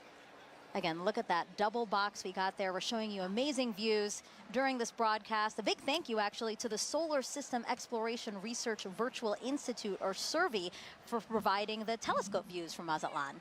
Yeah, the SERVI team down there, the SERVI team is based out of Ames, but it is a collection of teams across the country and across the world that are sort of studying the intersection of science and exploration, helping us get ready for our next trip with humans to the moon. Yeah, that's amazing. Okay, totality is actually about to end in Mazatlan. Let's keep watching our screen right now for, again, what are we watching for, Kelly? We're watching for the diamond ring effect. So that's when the first bright light, we're starting to see it on this side there. So you're going to put your glasses on right now to protect those beautiful eyes, because now we're going back to the partial phase. Whoa, that's amazing. Wow. Yep. Kelly, that's a filter, by the way, everyone. That's why we're seeing that. But when you said put on your glasses, I'm so trained now to do it that I almost did it here in Cleveland. No, we're fine in Cleveland. We're still in Mazatlan. Again, what we're seeing is because we needed to adjust the filter now that, again, it's basically like putting on our glasses. The way that you said people on the ground need to put on our glasses, our telescope operators need to protect their own eyes as well as their equipment. Exactly. Well, thank you so much, Kelly. I really appreciate your time here with us. It was so fun to learn about the science and actually see the first eclipse come for North America here. So thank you so much. Thank you.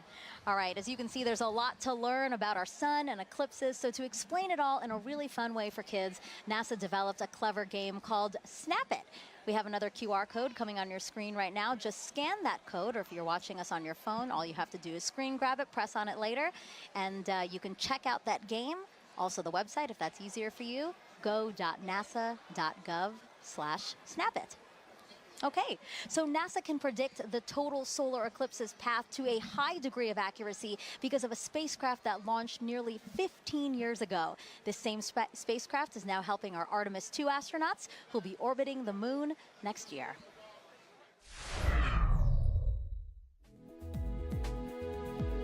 NASA's next step in establishing a long-term presence on the moon is sending 4 astronauts to fly around it with the Artemis II mission.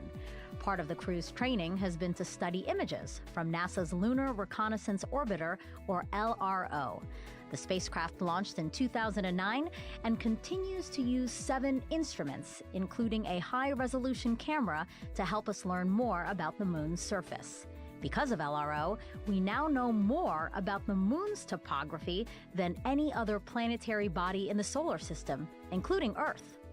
The Artemis II crew used LRO data and photographs to learn how to identify lunar landmarks they'll see from orbit and to seek out sites of scientific interest, like possible landing spots for future explorers. While helpful for planning Artemis missions, people back here on Earth also use LRO to predict the shape of the moon's shadow, or umbra, during total solar eclipses. The moon's shadow will change throughout the eclipse, depending on the lunar terrain and the elevations of observers on Earth.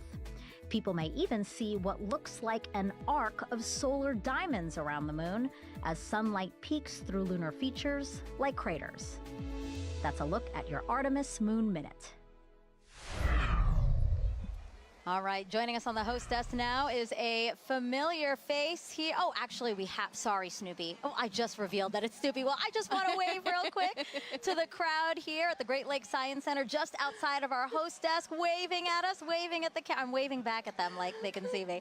But I did just spoil the surprise. We do have Snoopy here, our Chief Safety Officer here at NASA, and he's here to tell us how to safely watch the eclipse. So, Snoopy, if we were to watch the eclipse today before totality, what should we do?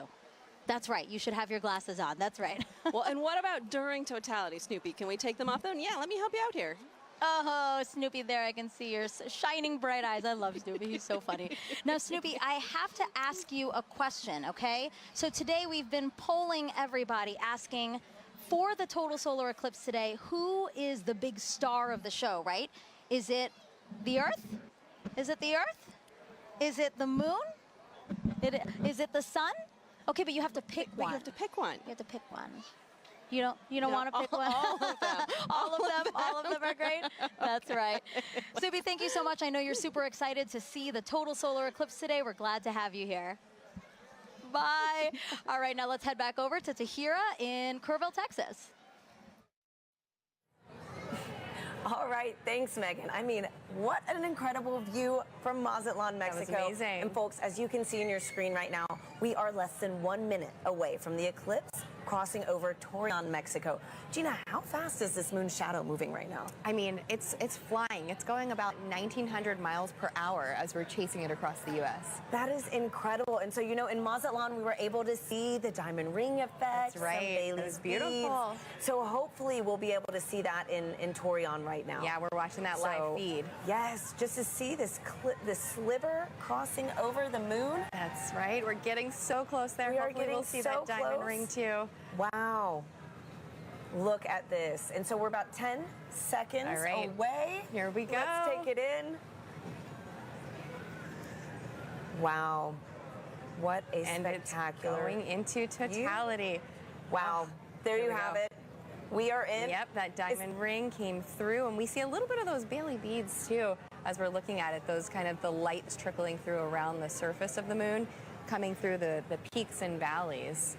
So what are we viewing on the left-hand side? This almost pink color effect. Right, and so as we just heard from the last totality, you know, these pink fingers are popping out a little bit, and those are those solar prominences. They're appearing pink because of the helium rich, but we can see it. Let's focus on the corona here, that glow that we're getting, and we can see basically these streams that are coming out, a lot of that energy and brightness that we do not have the ability to see on a day-to-day basis. So with this total eclipse, we're able to see that corona nice and bright coming through in Torreon.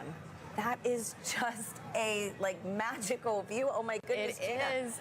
Gina, okay, and so we've got so many questions coming in online right now from viewers watching this. Our first one is going to be from Justin, who wants to know, right now we are seeing a pretty clear and spectacular view of a total solar eclipse. Yes. But Justin wants to know, what will it look like if it's clouded over? Right, so the view that we're getting right now, you won't be able to see that if it's clouded over, but you will have effects going on, right? You'll get a change in the temperature, so the temperature will drop. It'll still get darker as well. It's already getting dark here in Kerrville. I mean, we have some cloud coverage, right? And we're feeling a little extra wind. It's noticeably darker despite the clouds that we have, so you'll get some of those environmental effects, even if it's cloudy where you are. And so a great follow-up, we've got Halloween Ghoul on YouTube who wants to know, again, will the temperature change during totality, which I know you mentioned that it will get a little bit cooler. Yes. But do you know about how many degrees we can expect? Yeah, it depends on the location, the humidity, multiple factors, but it can change by about 10 degrees or so, depending where you are, maybe even a little bit more than that. And, we're feeling a little chilly kind of where we're sitting compared to what it was earlier. And I mean, I'm just staring at this view of totality that we have in Torreon. So we're about halfway through totality right now in Torreon, Mexico. And again, I know folks said that this is almost double totality than 2017, right? That's right. And so in 2017, we had a little more than 2 minutes. So we're lucky enough this time that we have over 4 minutes in some places too.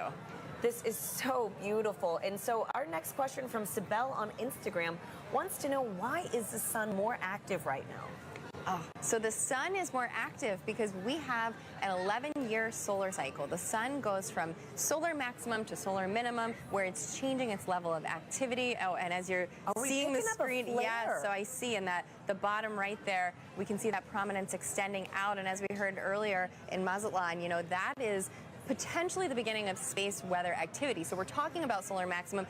If there's a time to see any of that space weather activity during the total solar eclipse, this is the time to do it. So let's watch that as we go through totality in our other locations too, and maybe we'll be lucky to see some of these features change for us.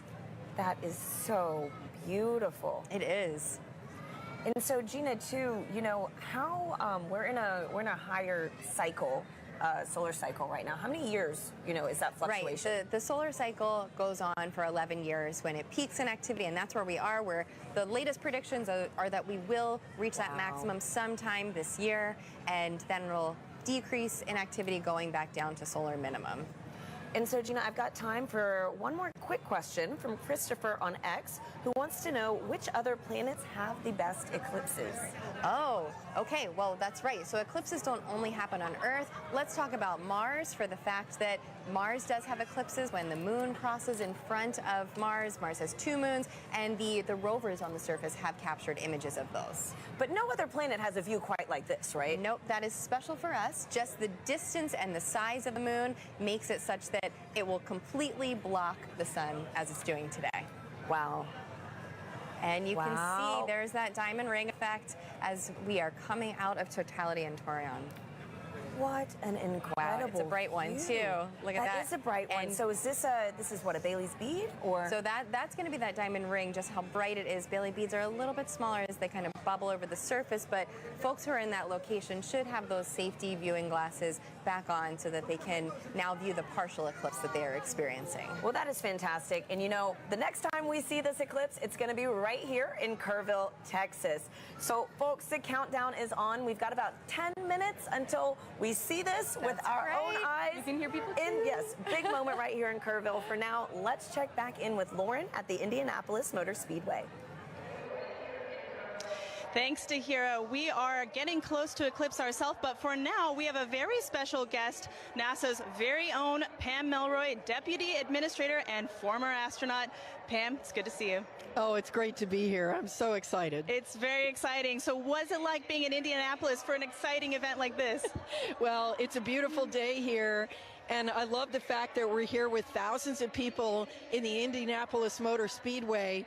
But we're joining with millions of people around America looking up together to the sky. Absolutely. And tell me, is this your first eclipse? It's not my first eclipse, but it will be my first totality. I've seen several partial eclipses, but there's something mystical and mysterious and in some ways unifying about a total eclipse. And we're all going to feel it together. Absolutely. We could not have lucked out more on this weather today. So as a former astronaut, we know that sun science and space weather are very important to keeping our astronauts safe. What is space weather, and why do we care about it? What is NASA doing to study it? Yeah, that's right. It's actually very important. It is of concern for astronauts who are in space because they experience the radiation of the sun that comes from solar flares and solar weather. But the reality is it's also affecting life here on Earth. It impacts the upper reaches of our atmosphere called the ionosphere, which is an electrified part of our atmosphere that is a conduit for communications. It's critically important. It can even affect power grids. And of course, if you ever have seen the Northern Lights, you've seen the effect of solar weather. So, but really the focus for today is where that solar weather starts, and that's in the corona, the sun's atmosphere. It's very unusual, and we don't exactly know what's happening because the sun's atmosphere is millions of degrees hotter than the surface of the sun. So we are hoping to learn today more about how that happens and why that happens so that we can better predict those solar flares and those things that impact us here on Earth. Yeah, that's all extremely important and something that we're learning a lot today too. Pam, thank you very much for joining us today. Thank you. As we've learned, solar eclipses are very important to learn for many, many reasons. We have radio telescope operators who are studying the eclipse today for this very reason. Let's take a look at that work. When the moon blocks the sun during a solar eclipse, there is a noticeable impact on Earth's upper atmosphere, known as the ionosphere. These changes can affect radio communications, including amateur radio, also known as ham radio. Ham radio is a way you can talk to people all around the world. You set up a radio and antenna. You talk into the radio sends a signal up to the antenna sends the signal up to the sky. It bounces off of the electrified layer of the sky back down to Earth, where you can talk to the person on the other side. During the 2024 total solar eclipse, the Ham-Sci Citizen Science Project is inviting ham radio operators to transmit radio signals. The goal is to have people make as many radio contacts as they can with operators in different locations during the celestial event.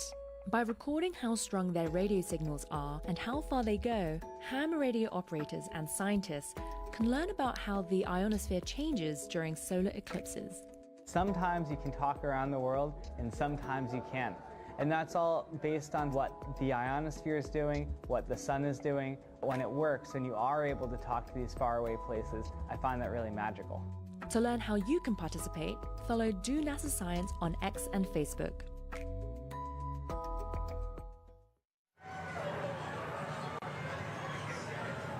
And we are minutes away from the total solar eclipse over Kerrville, Texas. The temperature is dropping. As you can see, I have to throw on a jacket. The sky is dimming. We're on the edge of our seats, and we are joined now with astronaut and commander of the Artemis II mission to the moon, Reed Wiseman. Reed, it's an honor to have you here. Thank you. The crowd noise, like the fact that the sun is behind the clouds most of the time and peeking out, it's so wonderful. I know. True. Thanks for being here, Reed. As you can hear, like, we are ready. We are right there. So exciting. So tell us, Reed, obviously everybody is excited, but have you seen a total solar eclipse before? Never a total, so I will share this darkness with you and this whole crowd the first time. Oh my wow, gosh, this is incredible. That's so great. too, what considerations do you and your fellow Artemis astronauts need to think about when related to the sun when traveling back to the moon? Well, it's great to see Pam Melroy on your last clip, a dear friend of mine, so it was nice to see Pam's face over there. But when we're heading out to the sun, it's really radiation is our big thing that we're as we're heading out to the moon. Yeah. It's really the solar sun. radiation that we're most thinking about there as the danger from the sun, and the Apollo astronauts dealt with it, and we've dealt with it for a long time on the International Space Station, and we have a lot of data from the moon, from our NASA probes that have gone out there and collected, so we think we know what we'll encounter. Great, okay. And tell me, Reed, how does it feel to be the commander of NASA's first crewed mission going back to the moon since Apollo? I am flying with Victor Glover, Christina Cook, and Jeremy Hansen. The Dream team, yes. I know, so every day that I go into work, I won't say every day is easy, but every day is fun, and I'm flying with people that have principles, they have integrity, and they have just so much knowledge and professionalism. It's a dream come true. And getting to work with the whole team, the international team, it's the best. Wow. Well, thank you so much for being here with us, Reed. You know, really quickly, do you have any advice for anybody that might want to follow in your footsteps one day? We always say that you have to find that job that you love, go all in on it, live your best life, be as good of a professional as you can, and someday apply for the program. And we look forward to seeing your application come across our desk. Thank you, Reed, and good luck on your upcoming mission. Thank you. Great to be here. Now, if anybody feels like reaching for the stars, NASA is actually currently accepting applications to be an astronaut. You could one day travel to the moon and eventually to Mars. From teachers to scientists to even those in our armed forces, we are looking for a diverse group to take humanity farther into the cosmos. You can apply now through April 16th by visiting go.nasa.gov/astro2024. Now, timing is everything when it comes to pulling off successful science during an event like today. Let's hear from a very special guest who also knows a thing or two about perfect alignments.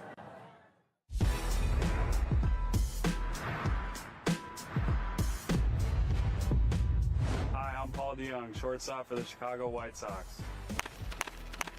What does it take to do my job? Gotta know your physics. I specialize in predicting the path of fast-moving objects at a split-second pace. At my position, it's key to know exactly where and when two paths will cross. Just like NASA needs to know when the Earth, Moon, and Sun will align to predict the solar eclipse. Working it all out on the whiteboard is one thing. They're ready for a solar eclipse delay at Volcano Stadium. But seeing it in action is a whole other ballgame. And on April 8th, you can see just what I mean as a total solar eclipse crosses the United States. NASA has mapped the detailed shape of the moon's surface, so we know exactly where the moon's shadow will fall. And you know where to be to see the eclipse in person, even if it's from the stands. Don't miss your chance to experience the beauty of science in action, and maybe catch a ball game.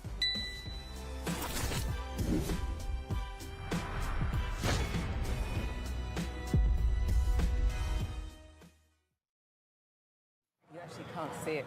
We are under 2 minutes actually, away from totality here in Kerrville, Texas, which will mark the start of our eclipse coverage across America.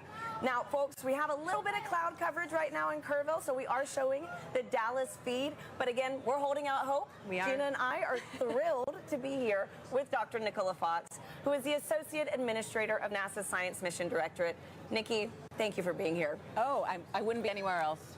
Thanks for being here, Nikki. So tell us how the science conducted today will really impact the future of exploration at NASA Science. Oh, wow, there's so much that we're going to be doing today. We're going to be studying the sun. We're going to be studying the Earth's atmosphere and how that changes. You can see it getting dark here. And, you know, we've got these little magnetometers. They're going to be all across. We have 30 of them all the way across. I'm going to hold it up. Very nice. Love magnetometers. Magnetometers, and we're gonna be having these all the way across the path of totality. And it sounds like we should go. We should get up. Oh my goodness! Let's go! Oh my goodness! Less than a minute. Oh my goodness! Wow. Okay. All right. Glasses on, Nikki. Yes. Yeah, or glasses no? on, but we're about to get. Yeah. There's some cloud Yeah, there's coverage. some cloud coverage. It's trying to peek out. It is trying. It is trying. It is trying. Windy it is getting for dark sure. here. The wind's picked up. You could actually see the birds started flying in a very weird pattern a minute ago. Good point. Come on, clouds. Everyone's wow. screaming. Yes. You know, I might have to switch to Team Sun. Come on. Oh my goodness. We're there. We're nearly there. Okay. Here we go. Wow, the crowd is counting down. Wow. Yes.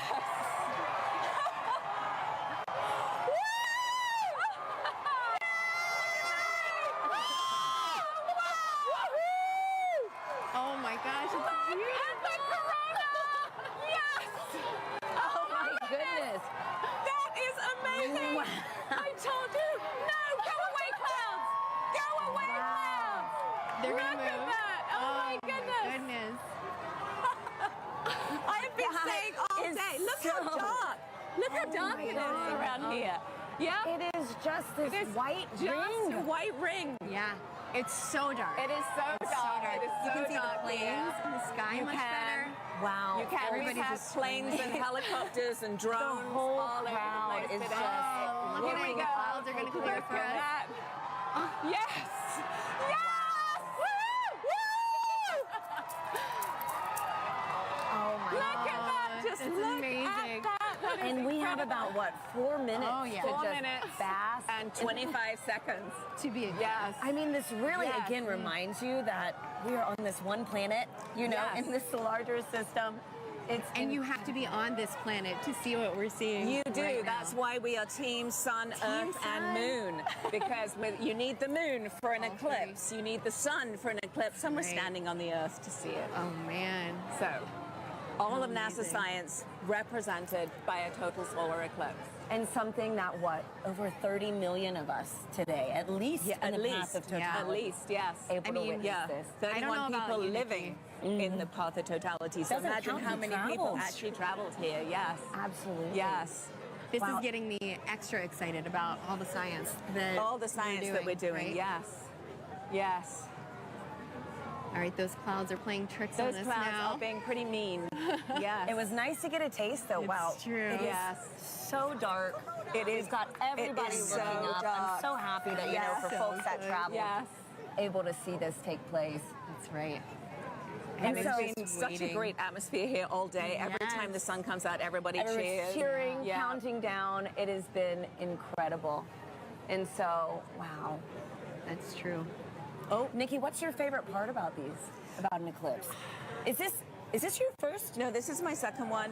2017. I was in Nebraska and I saw it there. But I think there's just you can study the sun, you can study the corona, but suddenly you see it with your own eyes, and it's that feeling of just wow, that is our star.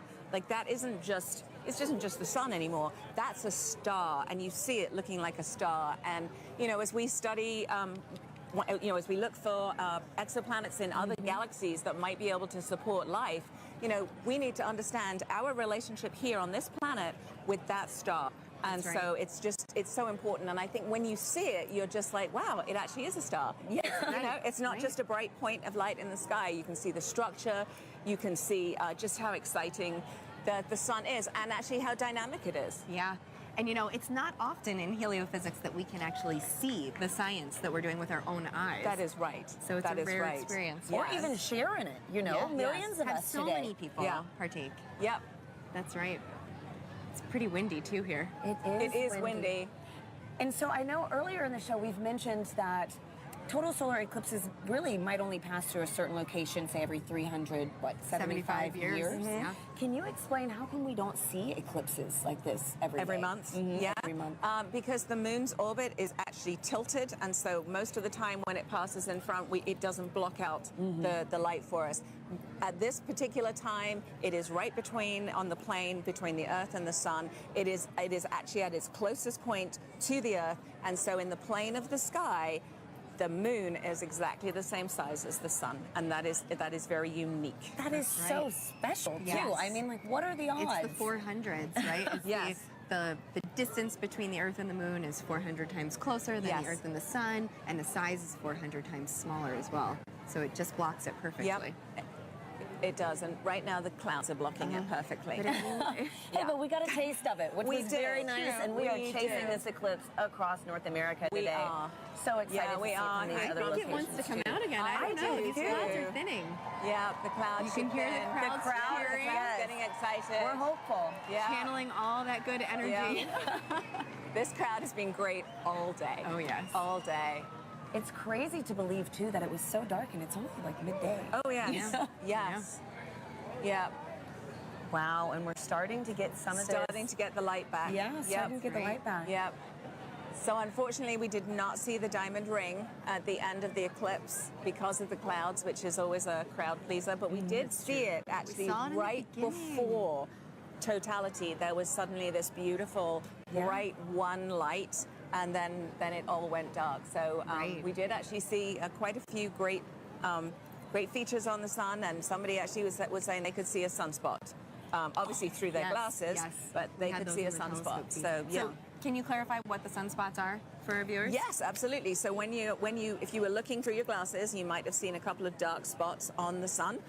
They are actually very intense places. There's very, very intense magnetic field there. They're very active, and that is what can cause space weather. So every now and again, those active regions can sort of explode and then send billions of tons of solar material towards our planet. Wow. Well, this was fantastic. Thank you so much, Nikki. This was incredible to experience this with you. Let's follow this eclipse right up that path. Next up is Dallas. We have Joy and Michael standing by for their big moment in the sun. Yeah, you can feel the temperature change. The wind has completely quieted down. Yep. So the energy here is amazing. So with me right now is Dr. Michael Kirk. He's one of our eclipse experts.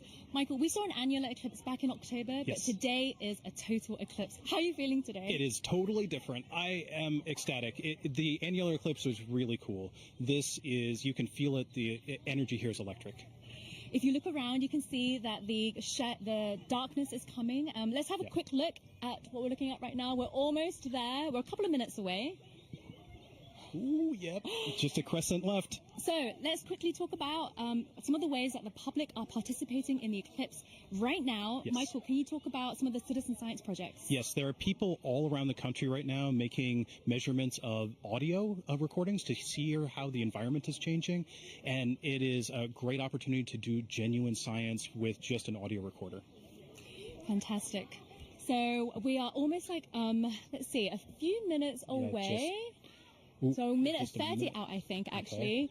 Okay. So let's have a look at the eclipse. Michael, what should we expect to see moments before totality? Okay, so as we approach totality, you're going to see that crescent sun slowly drift away, and then you're going to see the Bailey's beads, where there are these bright points of light that are last bits of sunlight cascading through the moon valleys, and then right before totality, you'll see a diamond ring, that last single point of light, and then we'll be in totality. We just have a thumbnail of sun left. We are closing in on totality here. Wow, we see a slither of the sun left. Remember, you can only take your safety glasses off when the moon has completely covered the sun, and in Dallas, Texas, we are seconds away. Oh my goodness, I can feel my heart racing. You can hear the crowd getting excited. The birds are chirping, and they seem like they're going into their nighttime routines. Wow. So we are a few seconds away. You can hear the crowds cheering. Here we go. Oh my goodness. This is absolutely ecstatic. The darkness is coming over Dallas. Here we are. Just a few seconds left. 10 seconds. Woo! Oh, I'm so excited. Okay, we are 5 seconds away from totality. One little bit. It's totally dark here. Deep twilight around here. Wow. You can hear the crowds. Here's the last bit of lights, and we're in totality. Woo! Oh my God. Oh my God. That is absolutely breathtaking. Oh my God, Michael. How are you feeling right now? I am just awestruck. I mean, there's a few high clouds, but the beauty of the corona is clearly visible. You can see that spiky structure just poking out. It is heart-stoppingly beautiful. Oh my goodness, I have tears in my eyes. I was not expecting this. This is one of those experiences that you just never forget. I feel so special to be right here, right now, experiencing it, and knowing that people literally across the nation are doing the same thing it's truly amazing. Wow, let's take a moment to take it all in. This is absolutely breathtaking. Wow.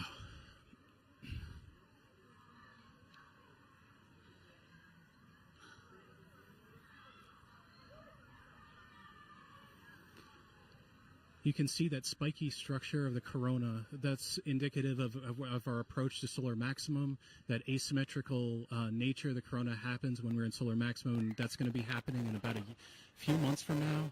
So that means that this view of the corona will never happen again, ever. This is a completely unique view that even if you see a million solar eclipses, you'll never quite see one like this. So, Michael, you study the sun. What is it like to see the corona that you don't normally see? I mean, I just, there are no words. I spend my life studying this thing, and to be able to see it and feel it is, I mean, it's just tremendous. You can see a prominence in the chromosphere, the middle atmosphere of the sun is a pink spot. And that pink loop is what I spent 5 years doing a dissertation on. that one little pink loop. And it makes it all feel like it's in perspective now. I can't believe how clearly I can see those pink loops and the structures in the corona. We can see a few planets out as well. They're brightly shining in the sky. And actually there's a plane racing across the shadow as we speak as well. And I just want to take a moment to say huge thanks to our telescope operator, Vanessa Thomas, for providing these views. This is just so stunning. People are applauding here, as you can hear. I mean, I think everyone here is getting exactly what they came for, which is just that sense of your place in the universe. This is our closest star, and being able to see the star like this is truly special. Okay, we have 1 minute left of totality. Oh, the time just passes way too quickly. The next eclipse won't happen across the U.S. for another 20 years, so this really is a once-in-a-lifetime opportunity for a lot of people. Absolutely. Our friends up in Alaska will see their next eclipse in 2033, so I am like already thinking I need to go there. I mean, it's just, Yes, definitely. it doesn't matter what I need to do. I just have to go there. Wow. So we're 30 seconds out. Oh, my so goodness. right before totality ends, our telescope operator, Vanessa, is going to put the solar filter back on. But let's just cherish these last few moments of totality in Dallas, Texas.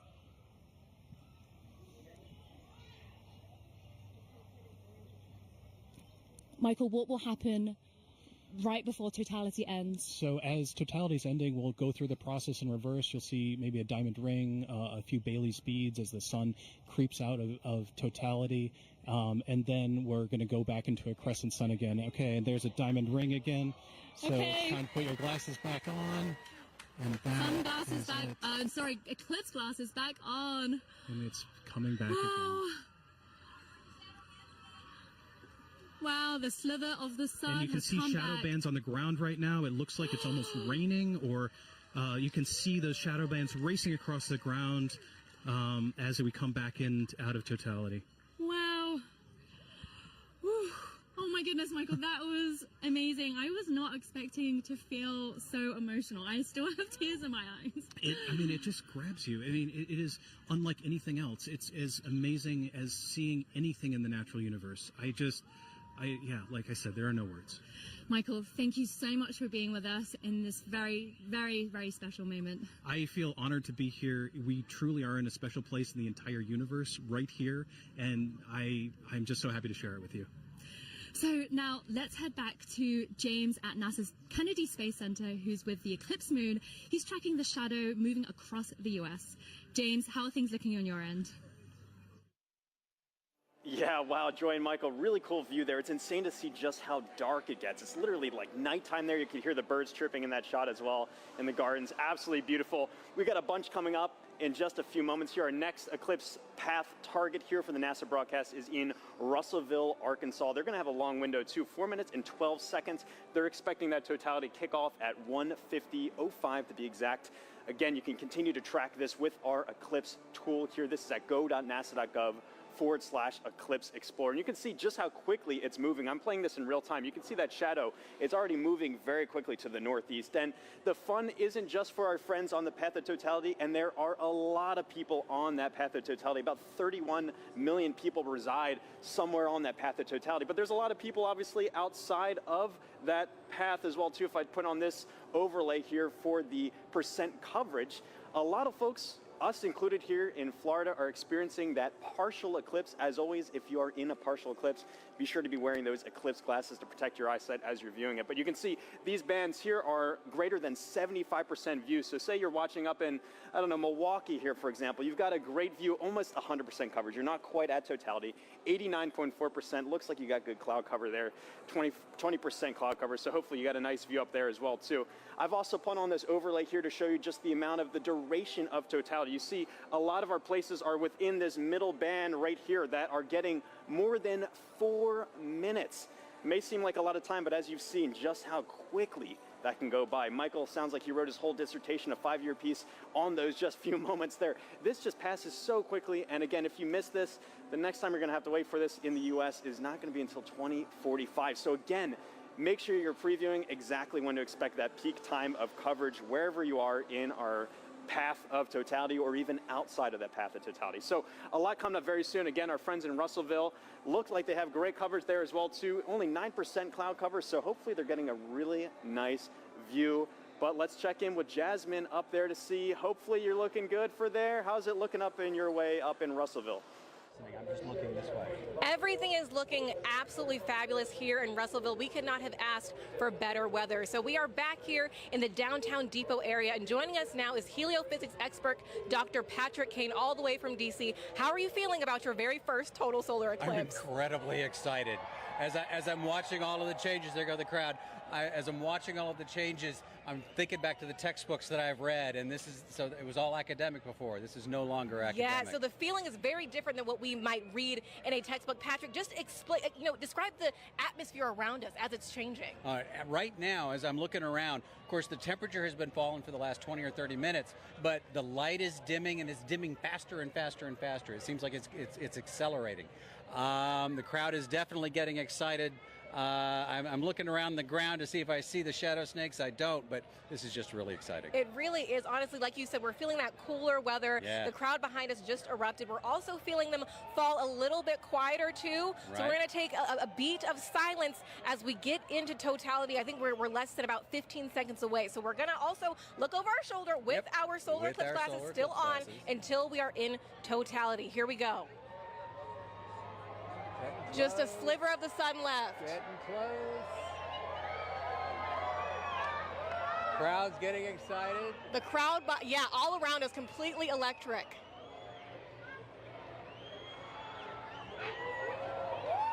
Going.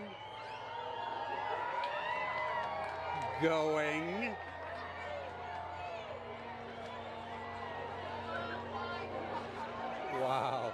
Oh my goodness. Here we are. Here we go. And the crowd goes wild. God. Oh my God. Wow. We got some Bailey's beads. Oh, absolutely stunning. That is spectacular. We see Venus over to the side there. And Patrick, it came and went so quickly, but we did see a diamond ring at the very beginning there. Can you describe to us what is that? Sure, that diamond ring effect is due to the moon not being perfectly smooth. It's got mountains, it's got valleys. So just like here on Earth when we see a sunrise or a sunset through a valley, we just watched a sunset through a valley on the moon. Absolutely stunning. Oh my. So you said we could see one planet. I see it right there in the sky. Can we see any others as we're looking up? Yeah, we've got Venus on the over to one side. We've got Jupiter up here to the left of the sun. And there's the corona. Absolutely beautiful. That is spectacular. Now, you also said that this is happening during what we're calling a solar maximum. Now, Patrick, does that mean that the sun is stronger right now than normal? Not so much stronger, just more dynamic. It's changing a lot. During solar maximum, the magnetic field on the sun is more chaotic, it's more disorganized. So you see more random directions for the jets of gas leaving the sun. Right. That is spectacular. We could see a stream. All right, we are reaching that halfway mark already, 2 minutes into totality. There's even just a hint of a diamond ring down at the bottom. I can see it. Yeah, we're looking at a diamond ring from Arkansas, the Diamond State. Now, Patrick, of course, as we've been talking about it, this is part of what we are calling the heliophysics big year. You are a heliophysics extraordinaire all the way from Washington, D.C. So what does that mean? Okay, so the heliophysics big year started out in October of last year with the annular eclipse. And of course, we take a pause here in the middle to watch this particular eclipse, but then it will end on December 24th of 2024 when Parker's solar probe passes as close as it's ever going to get to the surface of the sun within 9 solar radii. Oh, wow. And I'm sure that means a lot to you because you worked on Parker's solar probe about 20 years ago during its inception. So tell us a little bit more about that. I worked on a concept study for Parker's solar probe back when I was a graduate student in around 2002 or so. And back then, the idea was for it to actually dive into the sun rather than orbit the sun. So it was going to be a sun dive. Wow, that is fabulous. This must be a very full circle moment for you, right, Patrick? This is brilliant. This is absolutely brilliant. And that diamond ring has been Wait a minute. That's pink. What we are actually seeing is down into the chromosphere now of the sun. We're seeing a little bit deeper than the corona. I believe it's because of the pinkish color. We're looking down into the chromosphere, which is the next layer of the atmosphere of the sun down. Oh, wow. Wow. Oh my God. This is like nothing we have ever seen here in Arkansas and like nothing we will see for the next 2 decades, right, Patrick? That's right. It's going to be 21 years before we see it again here. 2045. All right, so as we are starting to exit totality, of course, we're going to be very careful with our eyes if needed. We're going to put those solar glasses back on, of course.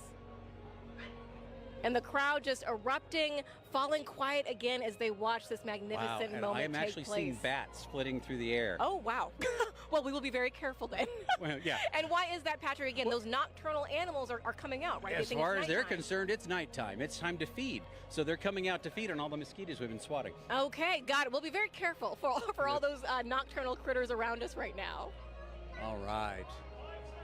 We are getting closer. Get ready to put those glasses back on. All right. We're putting those glasses back on. The crowd is, wow, a second diamond ring seen from right here in Arkansas, the Diamond State. Absolutely stunning. Outstanding. Beautiful. Patrick, we're going to turn around now and just one question I really do have to ask you before we let you go is, are you team sun, moon, or earth? I am team sun. Team sun all day long. Fantastic. I figured from a heliophysics expert like you. We want to thank the city of Russellville for hosting us, Arkansas Tech University, and our telescope feed operator, Joe Mattis. Thank you so much. Now, let's get back to James Traley over at Kennedy Space Center. James, back to you. Yeah, thanks so much, Jasmine. What have you guys had there? So you were just right here in Russellville. You can see that shadow has now officially moved off and is on our way to our next target, which is up here in Carbondale. Carbondale is one of those very lucky cities because back in 2017, they were right at that intersection point of the 2017 eclipse across America. They're there again this year, but the difference is they're going to have a much longer slot. In 2017, they only had 2 minutes, 40 seconds, and that's not as much as they're going to have this year, which is 4 minutes and 10 seconds in the totally eclipsed sun. A really great viewing window for them to really take in this big moment. Very exciting to be able to track that for them as well. And also some details about this tool here as well. If I click onto their eclipse time here of 1:59:15 local time, you notice this little icon comes up here. This is actually simulated based off real data from the Parker solar probe of what we expect the corona around the sun to look like. And as you just heard, the sun's a lot more active this time around. It's kind of like a wild hairball, if you will. Lots of different streamers and things streaking off the sun. So you've been seeing already in our coverage some really cool activity around that sun's corona. If you're really lucky and the timing is just right, you might get a coronal mass ejection streaking off the sun. Hoping that someone on our path gets to see that today. If you do, be sure to send us the photos. We'd love to see that as well.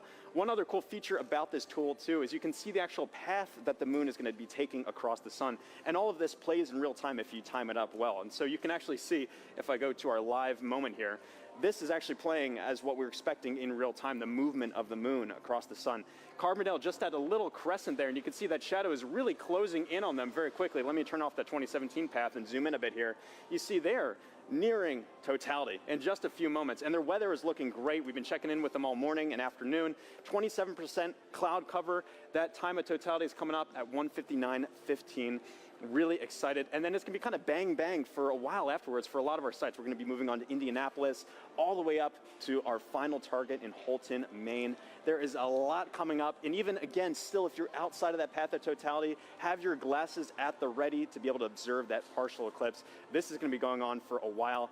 But for now, let's take a look at Carbondale and see up close what it's looking like. How is it looking over there in Carbondale?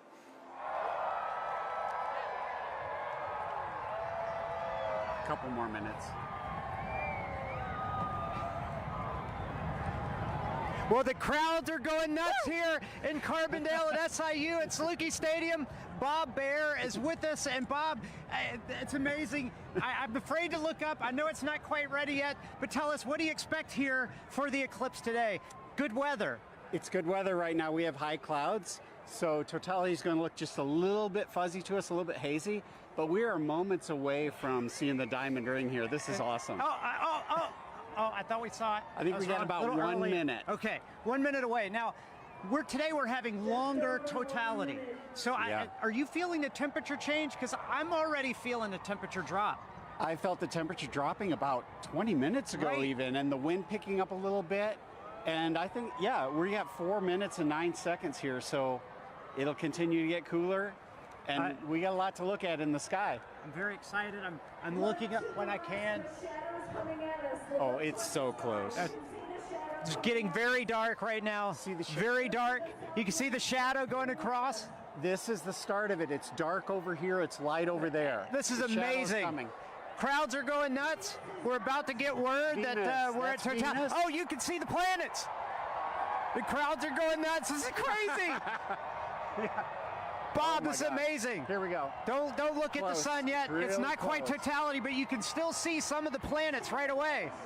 Very close. You got about 15 And the crowd seconds. is very happy. Shadow bands. Oh, total darkness here. This is incredible. Oh, wow. There it is. Diamond ring. Diamond ring. Wow, that's amazing. It's amazing. That is awesome. Look at that. Oh, and Bob, that's amazing. Wow. Jupiter. Complete totality. I see Jupiter. Oh my gosh, that is gorgeous. Wow, this is amazing, Bob. Wow, that is huge. So we have some prominences. I think we want to go look through the scope. Go through, look through the scope. I'm going to walk over with you as you talk through the scope. We are right here at one of the telescopes that we have positioned here. Bob is looking through with the naked eye and going to give us some feedback on that. Maybe some prominences we're seeing. What's amazing is how dark it is compared to 2017.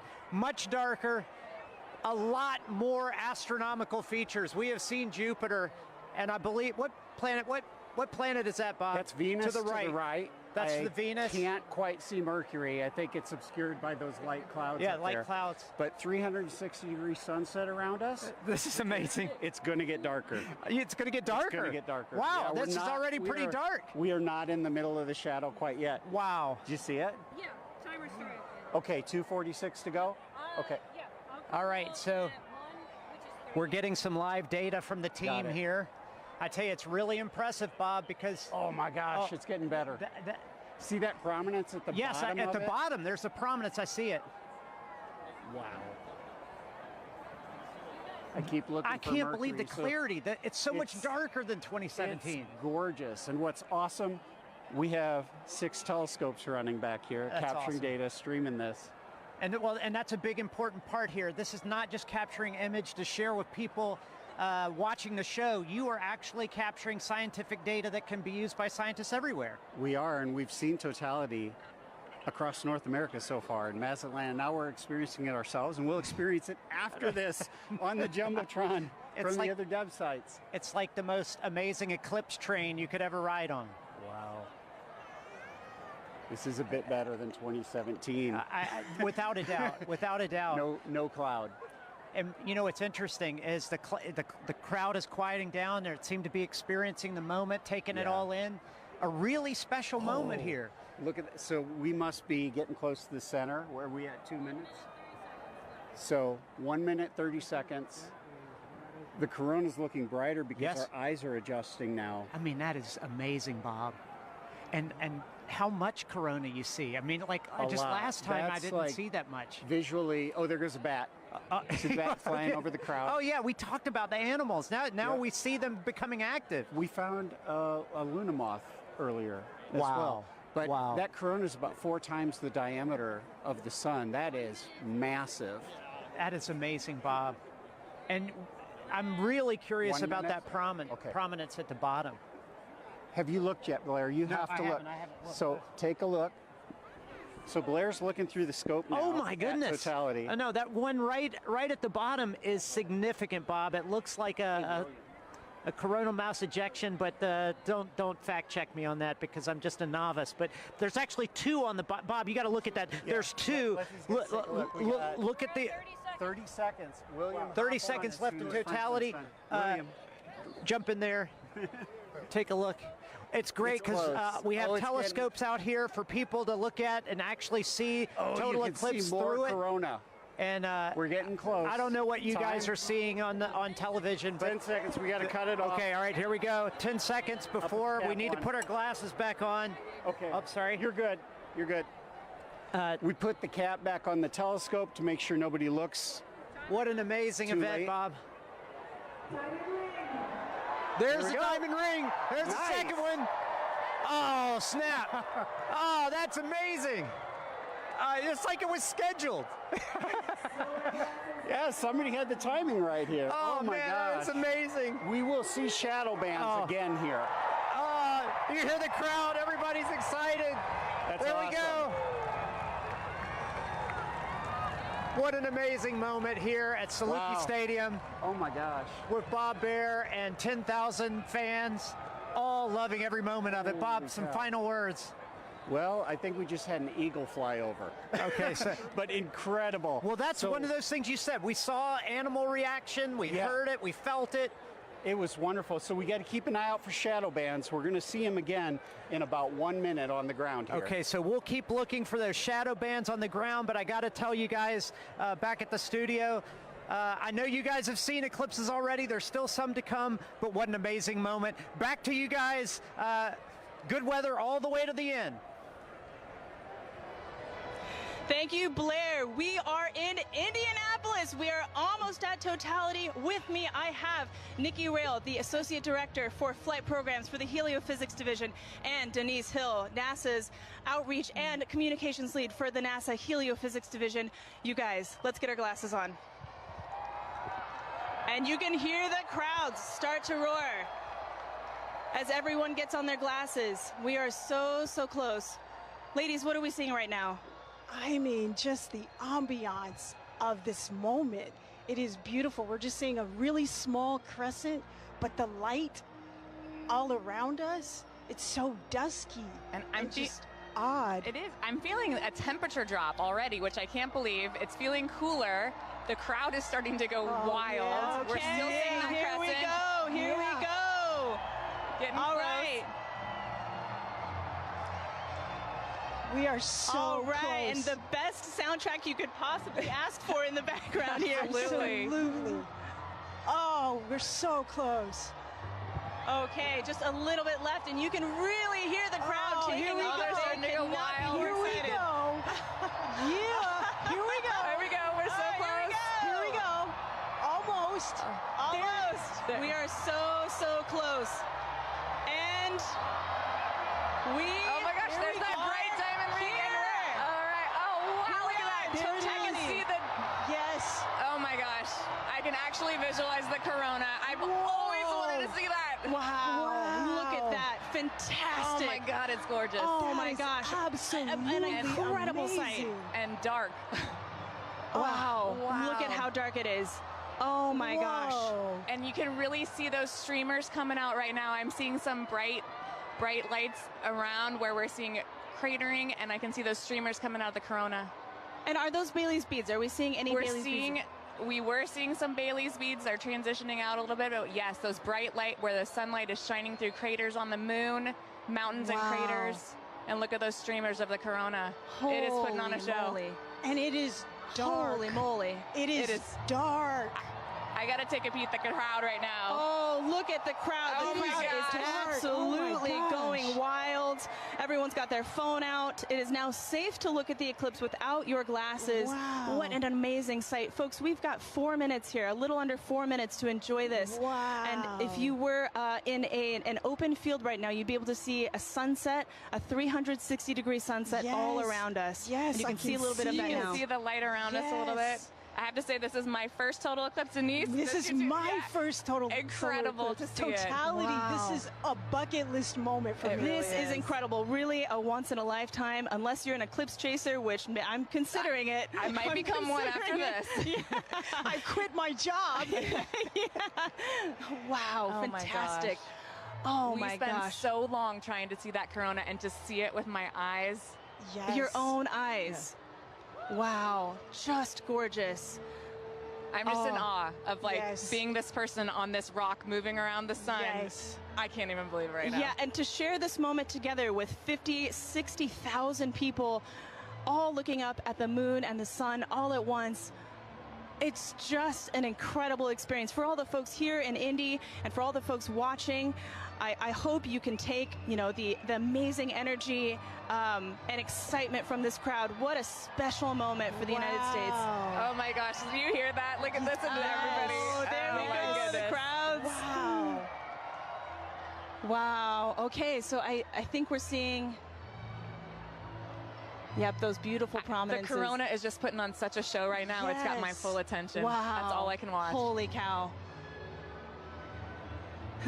We've got some very beautiful. appropriate music going on in the background here. Yes. This is the best version of getting mooned that I have ever experienced in my life. Don't strain your eyes. Oh, Wow. I am just in awe. There just aren't the right words to describe this.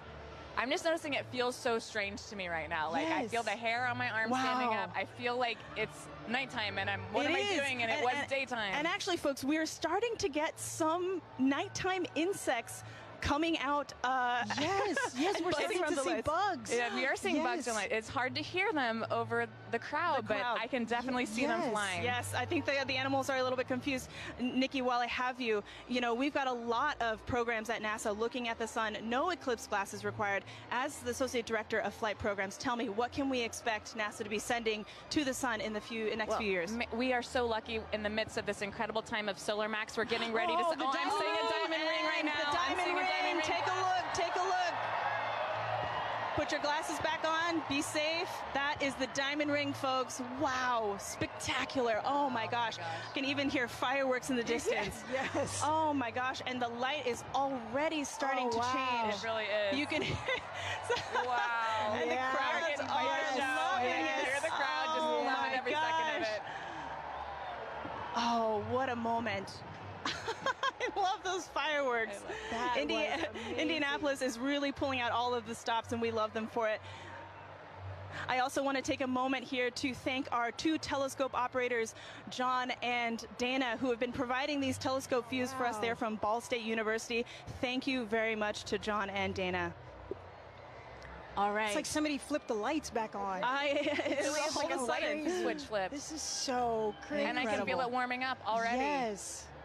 Wow. This is so amazing. Incredible. Well, this is an incredible moment and an incredible moment for the Helio Big Year. Ladies, thank you so much for joining us. This has been fantastic. Thank you for having me and sharing I'm this. so amazing- excited to be yes. here and to see this incredible sight. Absolutely. Megan and Sarah, back to you.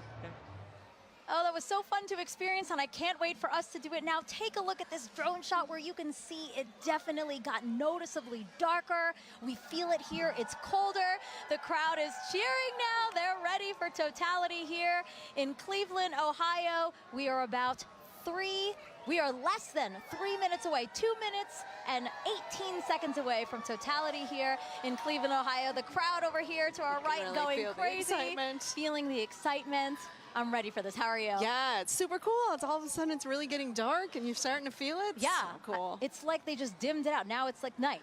This happened within the last like couple of seconds. But let's take a look around, because obviously we're not the only ones enjoying the total solar eclipse today. We have some we have some eclipse viewing events that we've seen around the country. So why don't we take a look at some of those? Wow, oh my gosh, so this is cool. Times Square. That's the NASDAQ tower, and they are taking our feed live right now, and we're seeing awesome. Cleveland, Ohio sun. They're only going to get a partial eclipse today, but they get to watch our eclipse with us. So. Yeah, I'm really glad that they can do that. Wow, look, that sliver of a crescent just left. It's actually perfect on that building, It's beautiful. the shape of that building, right? And we can see some people in the foreground taking a look, stopping to watch. It's hard to stop in Times Square, right? But they're stopping to take a look at this with us. Beautiful.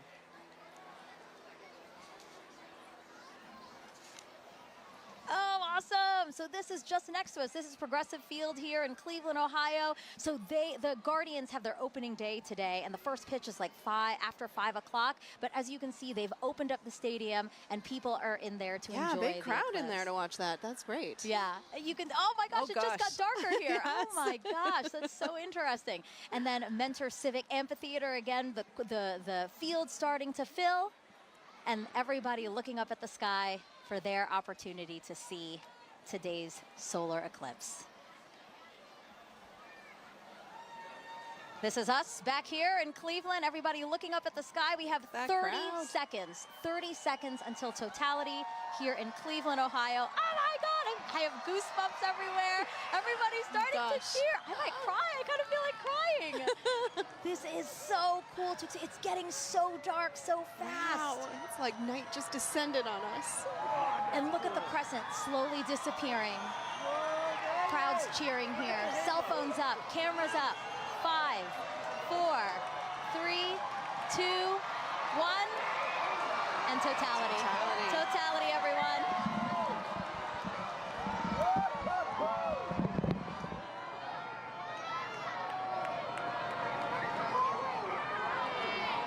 Oh my God. Oh wow. Oh my God. I was so nervous. Wow. I know, I wasn't sure because we had some high clouds, but oh my goodness, you can see that corona extending out. Oh wow. Yeah, the clouds were really bothering me and really scaring me. It did get very cloudy here in the last hour and a half, but we have a great view here in Cleveland, Ohio. Yes. Wow, look at the corona. You can hear the crowd. Wow, everybody's got their phones out. Oh my gosh. Wow. You know, I saw pictures of what the shape of the corona might look like from our NASA scientists, and it looks exactly like they predicted. Oh my gosh. Oh, and you can see Jupiter and Venus. Oh yeah, look at that. So Jupiter's to the upper left of the eclipse that we're watching, and just to the right of it is Venus. Yes. Oh, and I see some of those pink protuberances we've been talking about all day. Wow. Beautiful. And again, all around us you see light, but just at the top where we are. 360 sunsets. Exactly, exactly. Yes, Indianapolis had described that as well. Woo! We have totality here for 3 minutes and 50 seconds. That is such a luxurious amount of time. I saw the 2017, I think we only had about 2 minutes. So. And why is that? Why does the length of totality differ? Oh yeah, well, because sometimes the moon is a little closer, a little further away. Its orbit's elliptical. And so when it's further away, it looks smaller in the sky, but when it's closer, it looks bigger, and so we get a little bit more extra time. Look at the prominence. You can see it on the bottom. On the bottom there. So pretty. Wow. It's like bright pink. That is insane that you can see it from there. From here. Yes. Just like the power of our sun. I'm truly in awe right now. And cold. I'm in awe and cold. It did drop. It is noticeably 10 colder. degrees. It's like, yes. Yes. Looking around to the crowd. A lot of people videotaping it, trying to take photos. It's the lovely backdrop of the Cleveland skyline. Yeah, that's beautiful. We have the stadium right next to us. Oh my gosh. And again, thanking the Great Lakes Science Center and NASA for hosting this event here in downtown Cleveland, Ohio. It's great to sort of join humanity to all come together at once and experience this together with such a great look group at the of screen folks. right now. Here's a shot of the skyline. Oh, wow, the sky looks on fire. Beautiful. A lot of excitement still here in the crowd. Sarah's just taking it all in. Sarah, you're supposed to be commentating. You're supposed to be saying. It's so beautiful. So you can tell that we have some cloud cover, right? It's kind of hazy here, but still. It is, yeah, some high clouds. I was worried about it, but like we can still really see, have a pretty good view here. Wow. And again, this is so rare for people here in Cleveland to see a total solar eclipse. The last time was 1806. Yes. The next time, guys, 2444. That is incredible. I hope everybody took the time to come outside and witness this today. Oh my gosh, you can still see that prominence. Again, talk to us about what a prominence is. Yeah, so that pink color comes from the helium in the sort of outer atmosphere of the sun there. Oh, it's beautiful. And it gives off that pink glow. Yeah. Wow. Totality ending here. Wow, there's the diamond ring. Oh! Time to get your glasses back out. Time to put your glasses back on, everyone. That's your cue. Glasses back on.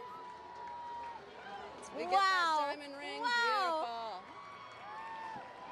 What an amazing experience. My first total solar eclipse. Yes. Let's see what they think about this in Niagara with Daryl Nail.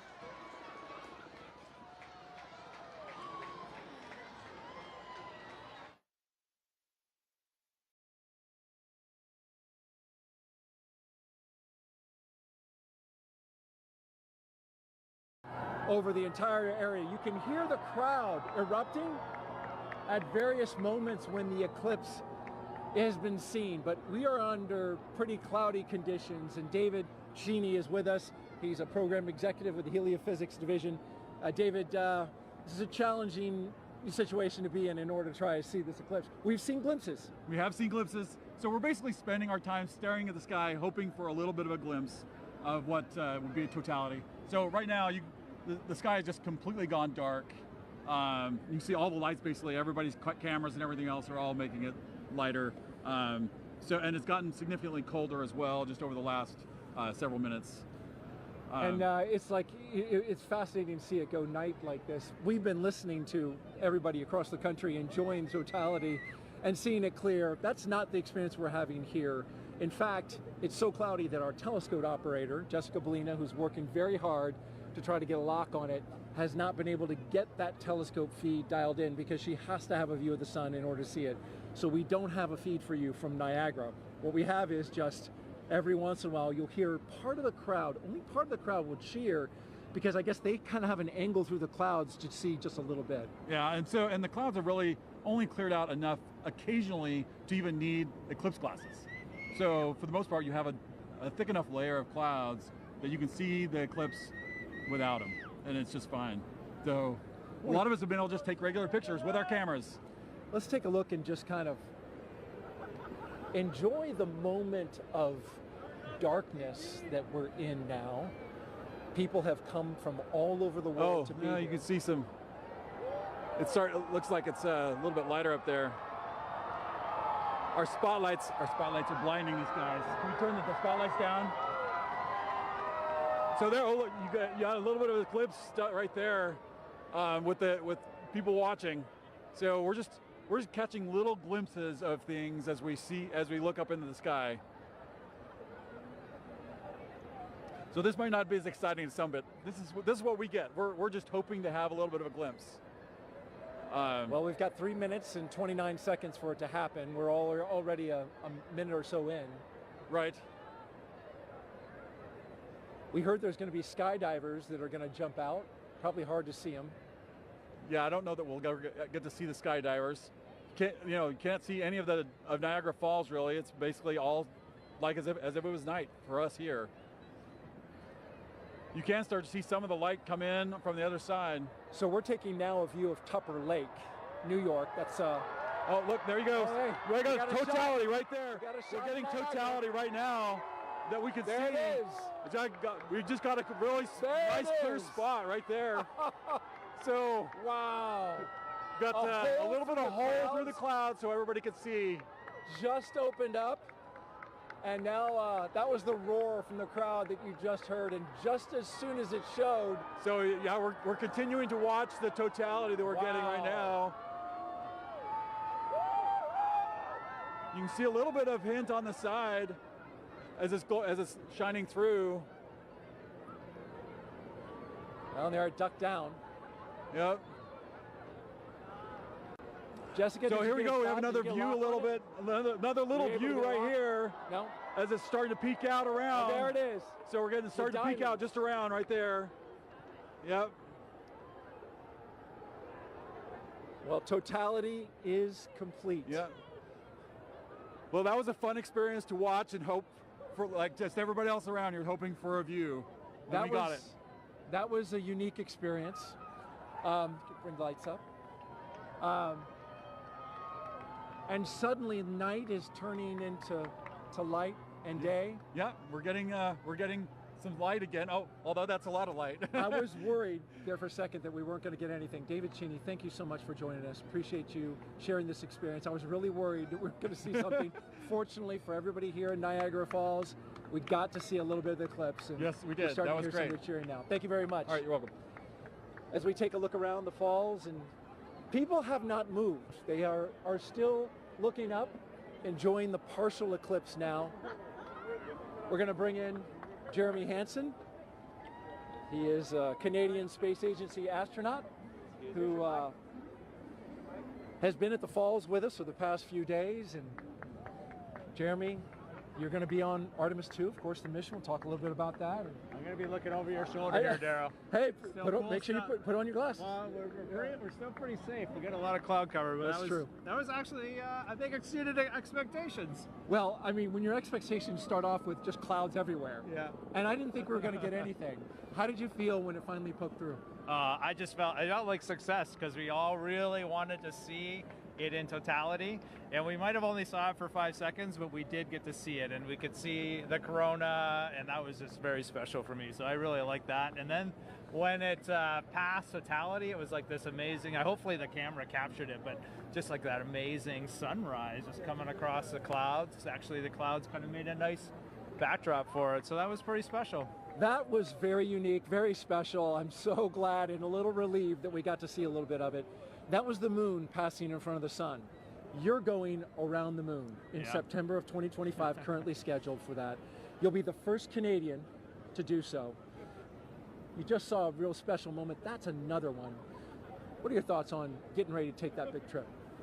You can imagine I have a lot of thoughts about Artemis 2 and what Reed, Christina, Victor, and I are getting ready to undertake. But if I have to boil it down, a lot of it comes down to pride. I'm really proud of humanity for taking on these big challenges. We're really proud of the United States for their leadership, for creating this opportunity where other countries can express our genius, bring real contributions to the program.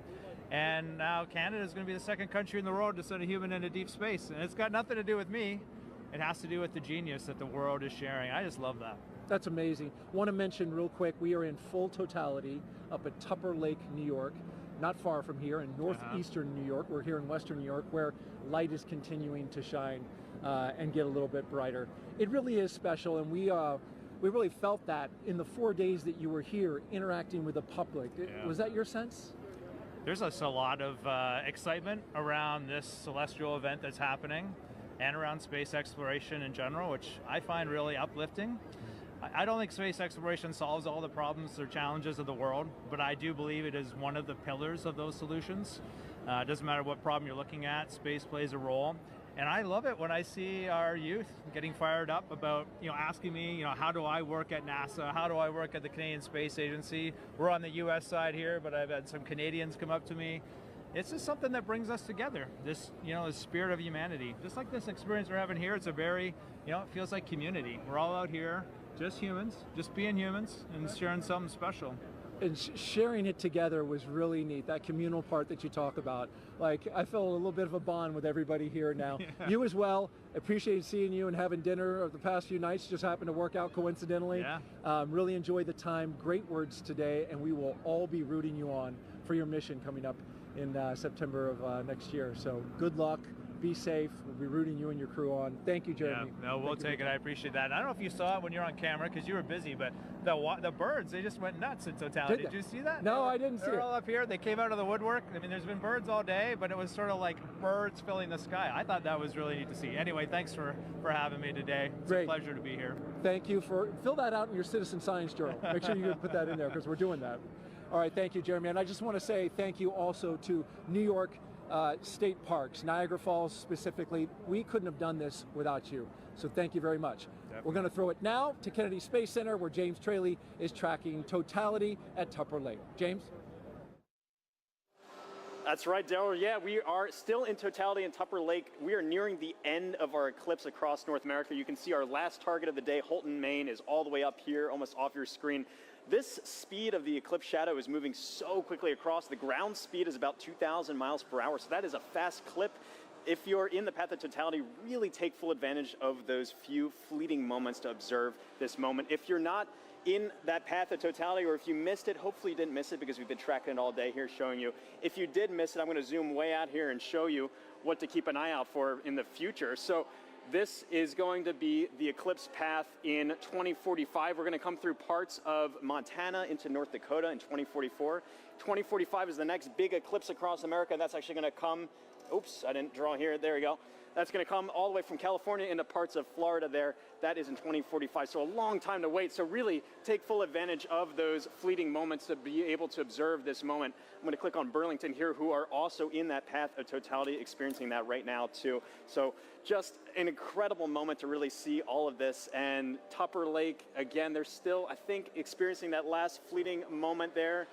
That is just moving off. You can see that is officially now moved off Tupper Lake. Really a fantastic shot. They have that now, that diamond ring effect, that really beautiful shot there. This is, again, such a quick moment, and this doesn't happen very often. It's really a once-in-a-lifetime moment, so take full advantage of this. You can see just how close we are now to Holton, Maine, who are our last stop of the day on our NASA coverage here. This is then going to continue on into parts of Canada and beyond.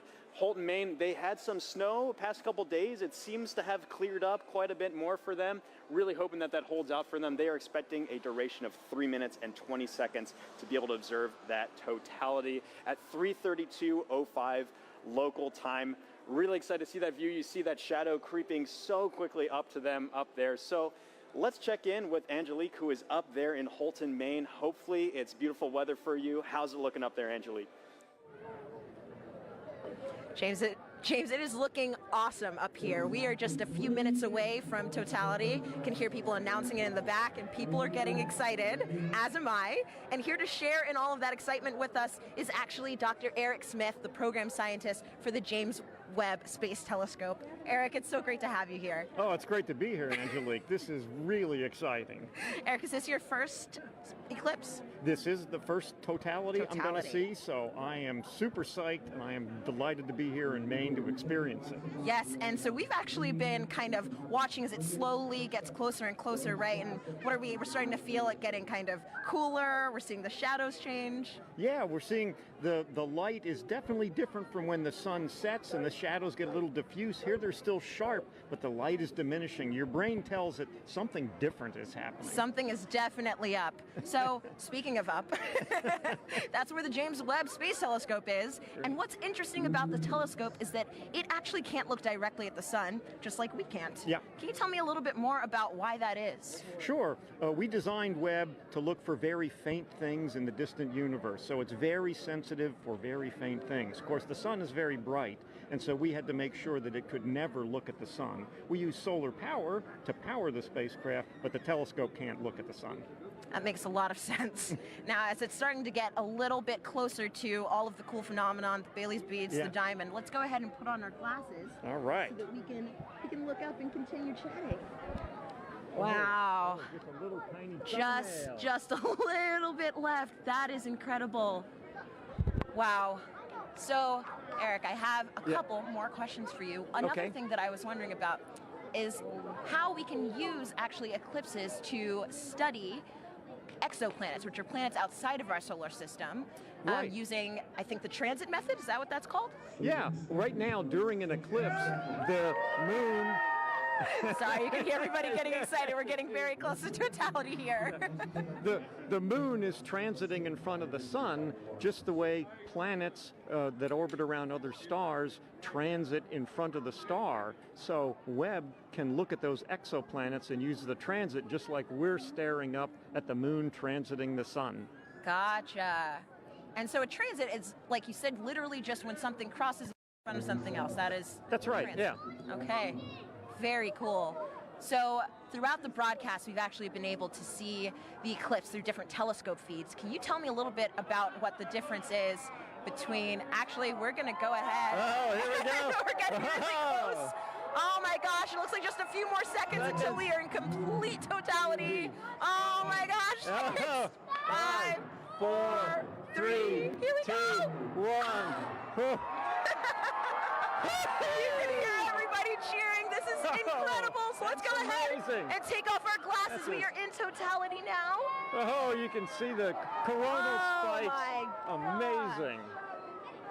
That is beautiful. Incredible. You can see a planet in the sky that you couldn't see before. Oh, wow. And I think, is that one of the, oh gosh, the there's some drone. There's a drone up there in the sky, too. Oh, my goodness. Oh, wow. It's incredible. The rays that you can kind of just see coming off of the corona. Yes, yeah. Stunningly beautiful. Yeah, that's got to be one of the most amazing things I've ever seen. And you can see the gradation in the sky color down to the horizon, Oh, too. my goodness. Yeah. I am seeing a bit of that 360-degree sunset. Yes, yeah. That is really cool. It's amazing. Even though we're in the total shadow here, there's still the corona is still pretty bright. It is incredibly bright. You could read by the light of the corona. I think I would have some trouble reading, but I probably could. I could technically read something. So Eric. Oh, and actually we have the International Space Station flying over right now, so they are actually seeing not one but two views of the eclipse. They're able to see not just the moon passing in front of the sun, but they're also able to see the shadow of the moon passing over Earth, which is absolutely incredible. I mean, I can hardly imagine a view being better than the one we have right now, but if there is one, it's probably on the space station. It's from the space station for sure. Wow. So yes, they're able to take some pictures of that, and that is just incredible. Just incredible. One of the things they told people to do if you're far away was to hear how nature changed, and it was interesting here. We're of course surrounded by a lot of people, just to hear their reaction when we went into totality. It's true that humans and nature have not gotten quieter, but louder, I would say. But I mean, you can definitely hear the loudness has a different kind of character to it. There's almost like a, I mean, I don't know if wonder has a sound, but I think this might be it. Yeah. Hushed awe. Yes, hushed awe. That's wonderful. And I can see just one little red, I guess like protrusion coming down little there. red spots almost. I noticed those too. That's cool. Now there are two. Yeah. Wow. That is just so cool. Yeah, I like the 360 sunset. It's a little hard to see behind us, but it's... oh, we've got at least one or two drones. Yeah, some... our robot overlords. Of course. And so, Eric, I know that, I mean, clearly with the drones, people are starting to get involved in the eclipse, and I know that there are lots of ways that people can actually get involved. One of those ways is with citizen science. Right. Do you mind talking about some of those opportunities, how people can actually... Sure. We had citizen science programs where people could use their cell phones to take pictures during the eclipse. And we're getting ready to come out of totality. We're just putting our glasses on. And here we go. But those oh, there it is. Oh, it's peeking out. Oh. Everybody is cheering. We have just made it to the end of totality. We're starting to see the sun just peeking back out amazing. Again. Now just look at the ground, how much brighter it's gotten. It is all of a already sudden. so much brighter. That is so wild. That was probably one of the most amazing but also fastest 3 minutes of my life. Yeah. I wish I could do it all again. Yeah. All right, well, that was incredible. Incredible to get to experience that here in Holton. Thanks so much to the city of Holton, and also thank you so much, Dr. Smith, for coming out and hanging out with us and experiencing this wonderful event. Oh, it was my pleasure, and congratulations to the city of Holton here for doing such an amazing job covering the eclipse. It was amazing how well orchestrated it was. Above and beyond. Yeah. And I want to say, of course, a special thank you to photographer Dave Bowman, who has been giving us these incredible images from the telescope feed, and we're gonna enjoy as the rest of the eclipse kind of ends here, going back in the direction that it came, and with that, we're gonna send it back over to you, Megan.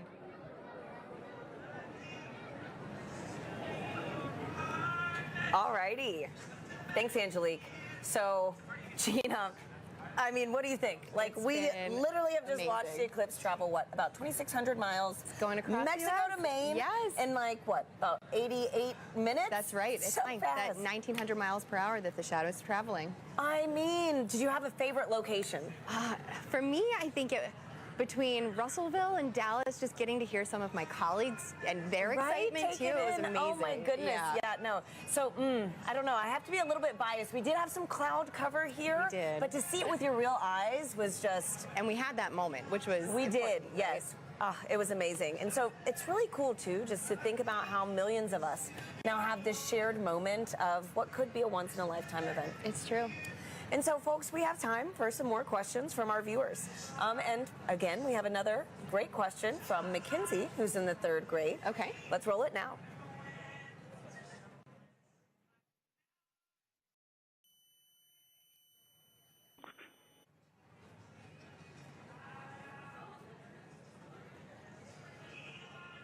Hi, my name is Mackenzie.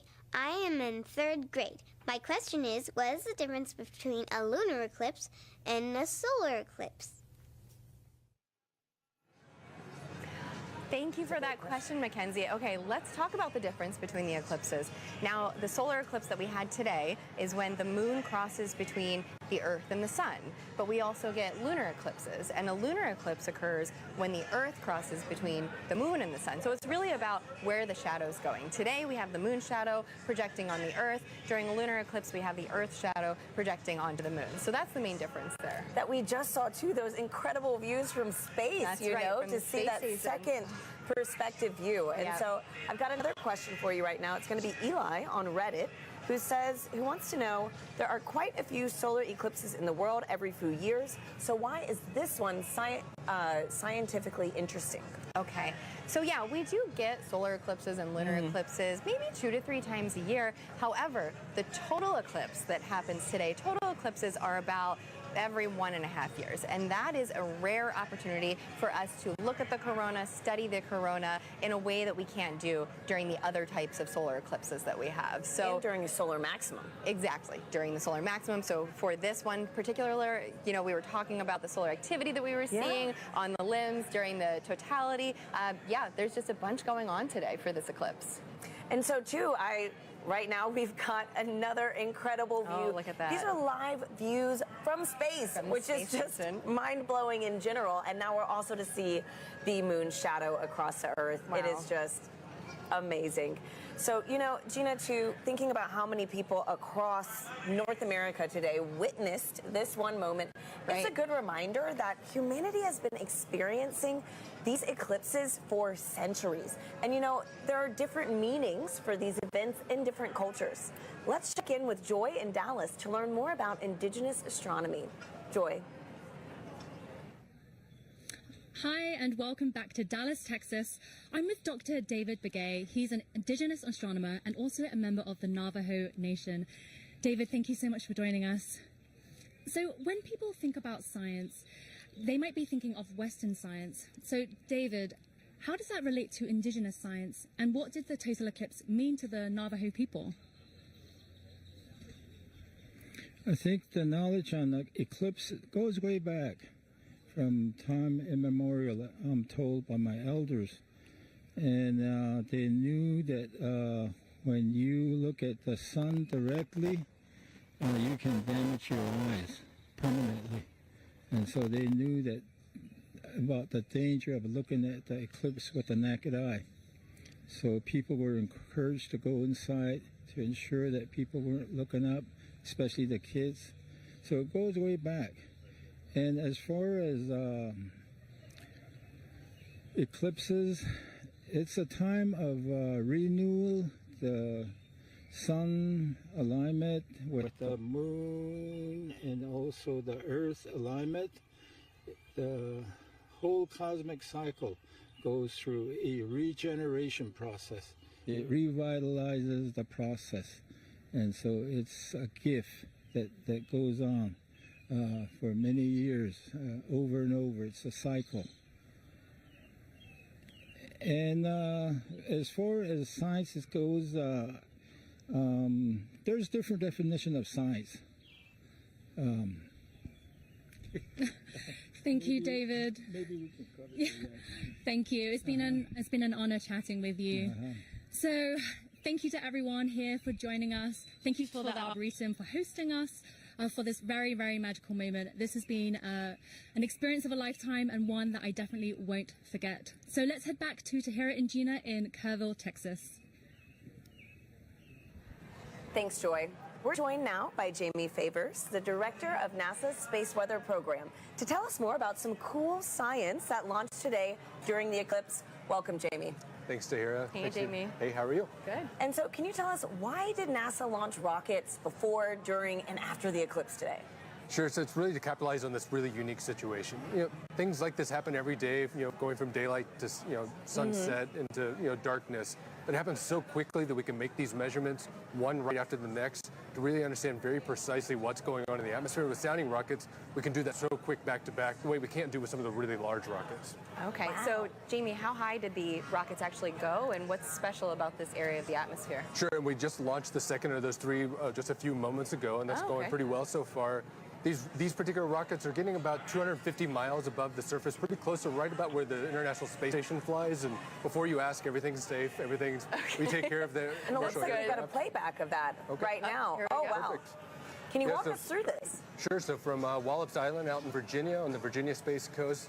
So these rockets have multiple stages to them. So you're seeing one stage burn for a few seconds, then that drops off, and then the next stage will light to eventually take it all the way up to about that 250-mile mark above the surface to make those measurements in the upper atmosphere. Wow, that looks incredible. Yeah. Oh my gosh. Okay, and so what is that area of the atmosphere, and why do we care about it? Yes, it's the upper part of our atmosphere. It's called the ionosphere. That's really from a perspective of heliophysics, where we really see a lot of that interaction with the sun and the earth. We care about it because that interaction can change the way our GPS signals work, our communication signals work, and even up a little bit higher, we start to see the influence of the sun actually causing the atmosphere to change its density in a way that can impact the way satellites orbit the Earth as well. Sure. Okay. Great. And so, Jimmy, today we've been doing this fun poll, to see who is Team Sun, Moon, and Earth. What team are you repping today? Well, other than Team Science. Don't choose the wrong answer. Well, my bosses would make sure I go for Team Sun today for sure. Oh, man. Okay. Well, thank you so much again. Thanks, Jamie. And folks, it is time now to say goodbye to our friend, James Traley, who has made sure we've known where and when to look up all day. James, thank you. Yeah, thanks so much, Tahira. It's been fantastic tracking this eclipse across North America all afternoon with you. If you're still in the path of totality, you might be in a boat somewhere off the Canadian coast taking this all in. I hope you enjoy that view, that fleeting moment. We've made a big journey across. I can zoom out here on our eclipse board. You can see we started all the way down here in Mazatlan, Mexico. We've trekked all the way across and are now, like I said, breezing past Canada now into the Atlantic Ocean. It's been fantastic to track this. And if I turn on the shadow of our penumbra, you can see this highlighted area. Anywhere in there is still experiencing a partial eclipse. So if you're in that partial eclipse area, be sure to have your eclipse glasses at the ready so you can take in that fleeting moment. We just went outside a few moments ago here at Kennedy Space Center to take it in. It's fantastic, beautiful view. It's really cool to see. You got like a little chunk out of the sun there for us here, only about 50% coverage, but still fantastic to see. So really, it's been phenomenal. We've lucked out in general with the weather all of today too. That was the biggest concern I had going into the day here. It's been beautiful views up and down here, and so really fantastic to see this. Really been a lot of fun tracking this with our Eclipse Explorer. A big thanks again to our scientific visualization studio for putting this tool together. But for now, back to you, Tahira.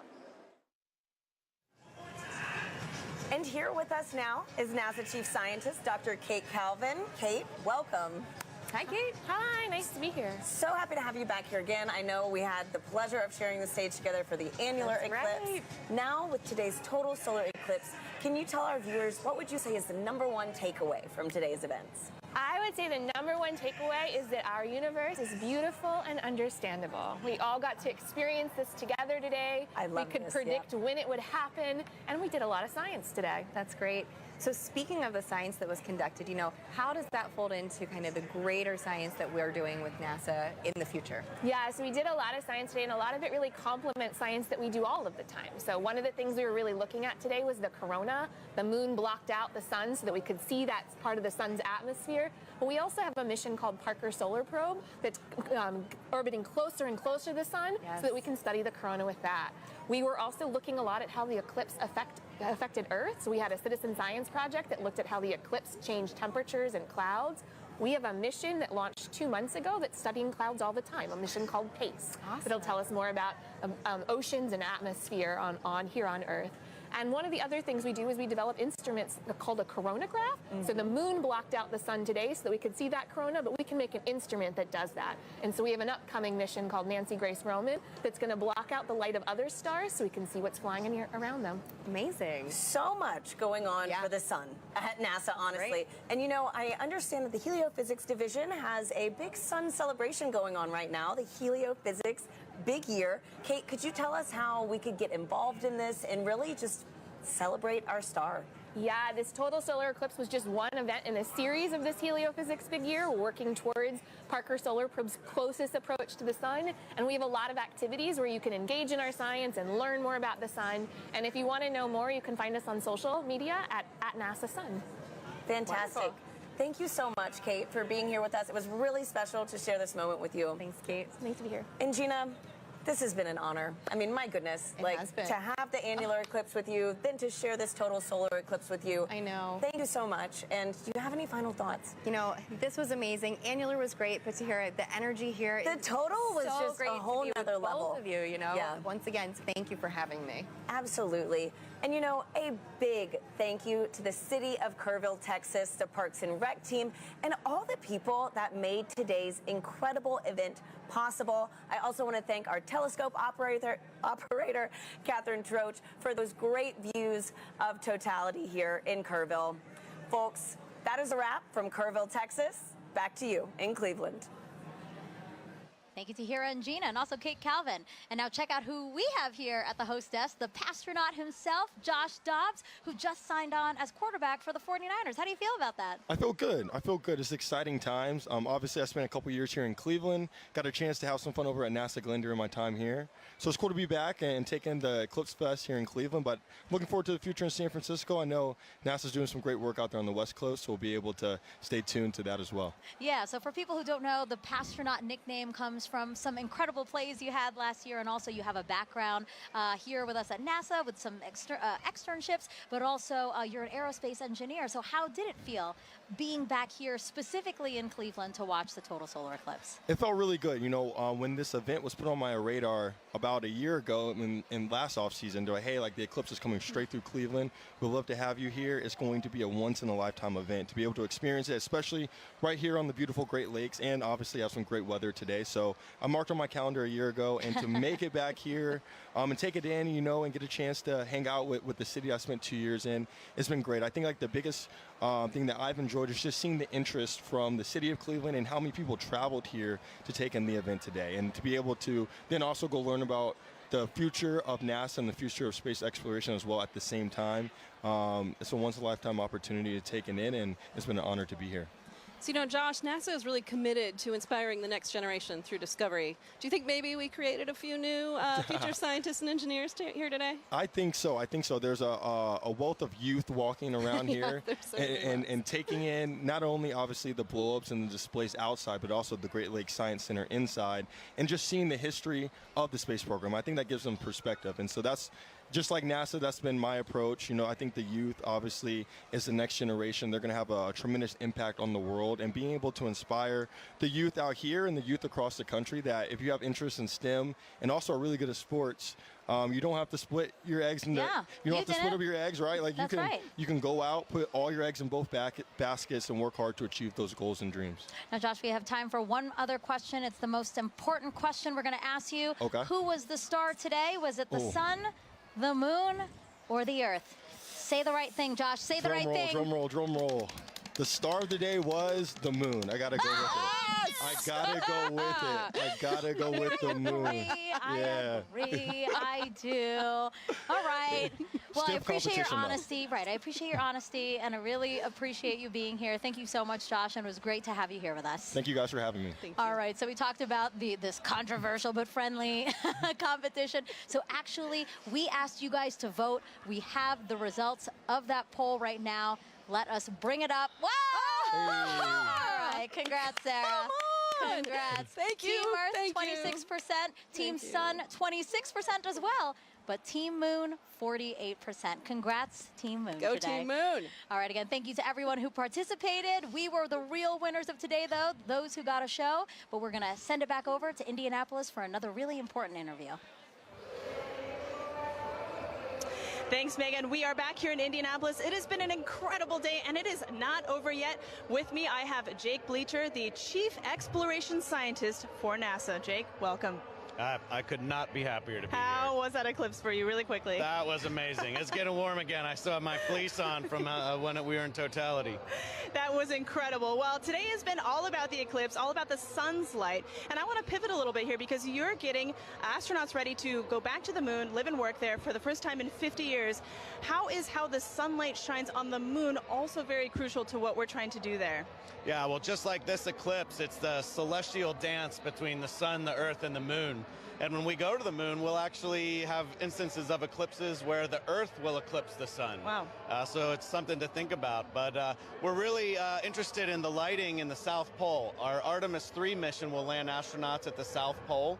And there, because the moon has almost no axial tilt, the sun is always right along the horizon. Wow. And so high peaks have sunlight more than normal amounts of time, and low depressions have almost no sunlight or never see the sun. And so we think there might actually be water trapped there. Incredible. So one thing that we've talked a little bit about on the broadcast is space weather. And space weather is really important to understand, especially when it comes to the safety of our astronauts. Can you describe how the instruments Ursa and Hermes are actually helping keep our astronauts safe? Yeah, Ursa and Hermes are payloads, science instruments that we'll have on our Gateway. Gateway is going to be a station, a research station that orbits the moon, and astronauts can stop there on their way to the surface of the moon.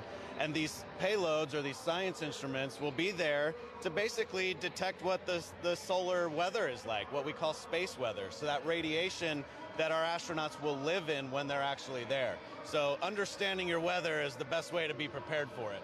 Absolutely. Well, you've given us a lot to be excited about. Jake, thank you for being here on this incredible day. I would not have missed it. Well, folks, that is all we have from Indianapolis. Thank you for joining us. It has been a wild ride, pun absolutely intended, and we've had an amazing time. So from all of us here, back to you guys. Thank you, Lauren. I did enjoy your pun. And now back here in Cleveland, we are joined by Jimmy Kenyon, director of NASA's Glenn Research Center. Thank you for joining us and for hosting us, really. Absolutely. Thanks for having us here. Well, so yeah, Glenn Research Center is right here in Cleveland, Yes. just down the road. The only NASA center in the Midwest, the only one in today's path of totality. Literally everything aligned for us to get a great show here. Absolutely. And it has been such a great show here. You could not have asked for better weather. And it's springtime in the Midwest. That's always a little bit of a debate, but you could not have asked for better weather. What a great outing. We're here with our partners at the Great Lakes Science Center, and which hosts our visitor center, so where the people are. And, Yep. and just a great opportunity to have everybody here and connect them with what we do.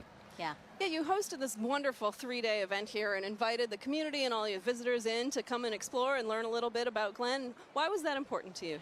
It's important, but, well, as you know, having a total solar eclipse pass over your community is, for most people, a once-in-a-lifetime opportunity. But to have a total solar eclipse pass over a NASA community like Right. Cleveland, Right. that's even more rare. But what it does is it creates such a great opportunity to connect people with what we do.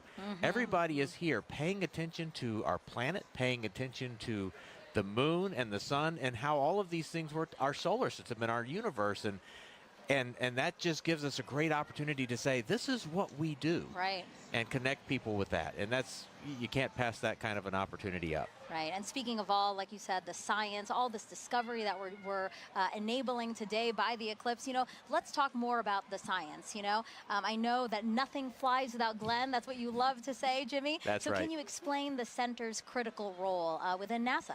At NASA, Glenn, we work on aircraft propulsion, spacecraft propulsion, power for both aircraft and spacecraft, communications. We also work on materials and testing in extreme environments, but our core competencies of power, propulsion, communications. No aircraft and no spacecraft flies without those three things, and they never will. And so NASA Glenn is literally part of virtually every NASA mission. Well, Jimmy, thank you so much. I really appreciate you being here and, again, hosting us. This was a wonderful event. I know so many people joined us here and really enjoyed it because we were watching. We were looking out at the crowd. Yeah. Lots of smiles. So Yeah. really, thank you so much. You and the Great Lakes Science And Center. thank you for being here and being part of this with us and really putting NASA and NASA Glenn on the map here for us. Thank you, Jimmy. you. Thanks Thank so you. much. Have a great day. All right, and a big thank you to our whole team positioned across the path, from our correspondents to our experts and our telescope operators. We couldn't have done it without all of you. And Sarah, as we're taking again this aerial shot of the Great Lakes Science Center, so beautiful. Such a wonderful way to experience my first total solar eclipse, and I hope you had a good time too, because I know this isn't your first total solar eclipse. No, this is my second, but it was really great and special to be able to experience it with you and all the folks here. Yeah, we did notice that people right after, the people were like, whoa, they were trying to get out. There's a lot of really fun events happening in Cleveland, so there's a lot of people in downtown. So I hope that they took some time to look up today and really enjoy what they saw. Yeah, and not only all of the great views that we had, but we also really did some cool science today too. Yeah, really, really cool science. And actually, yeah, let's talk about that. You know, NASA's heliophysics big year isn't over yet. You know, we had the annular eclipse, then we had the solar eclipse, and now talk to us about what's happening in December. Yeah, coming up on Christmas Eve, in fact, Parker Solar Probe will make its closest approach to the sun, 3.9 million miles, which still seems like a long way to me, but apparently that's actually pretty close. Yeah, I can't believe that's happening. Again, just that it's all, we've been saying this all day, aligning. Everything is aligning for us to have a beautiful show. And so, yeah, you know, Sarah, again, thank you so much. You know, we watched this together, race across Mexico to Maine in only an hour and 28 minutes. And again, we have so much more to look forward to. So we hope you all stay with us as we continue studying our sun and how it affects us, from all of us here at NASA, where we make air and space available for everyone. Thank you for watching, and enjoy the rest of your day.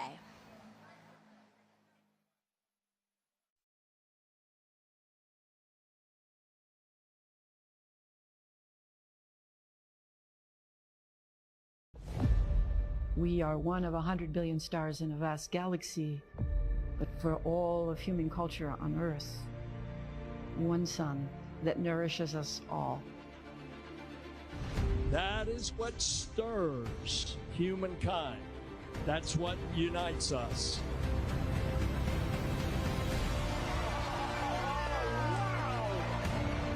Experience the wonder, the beauty, and the power of our star. One sun across space, time, and culture. Let us continue the quest to unfold this universe. And let us continue to find unity in our discovery.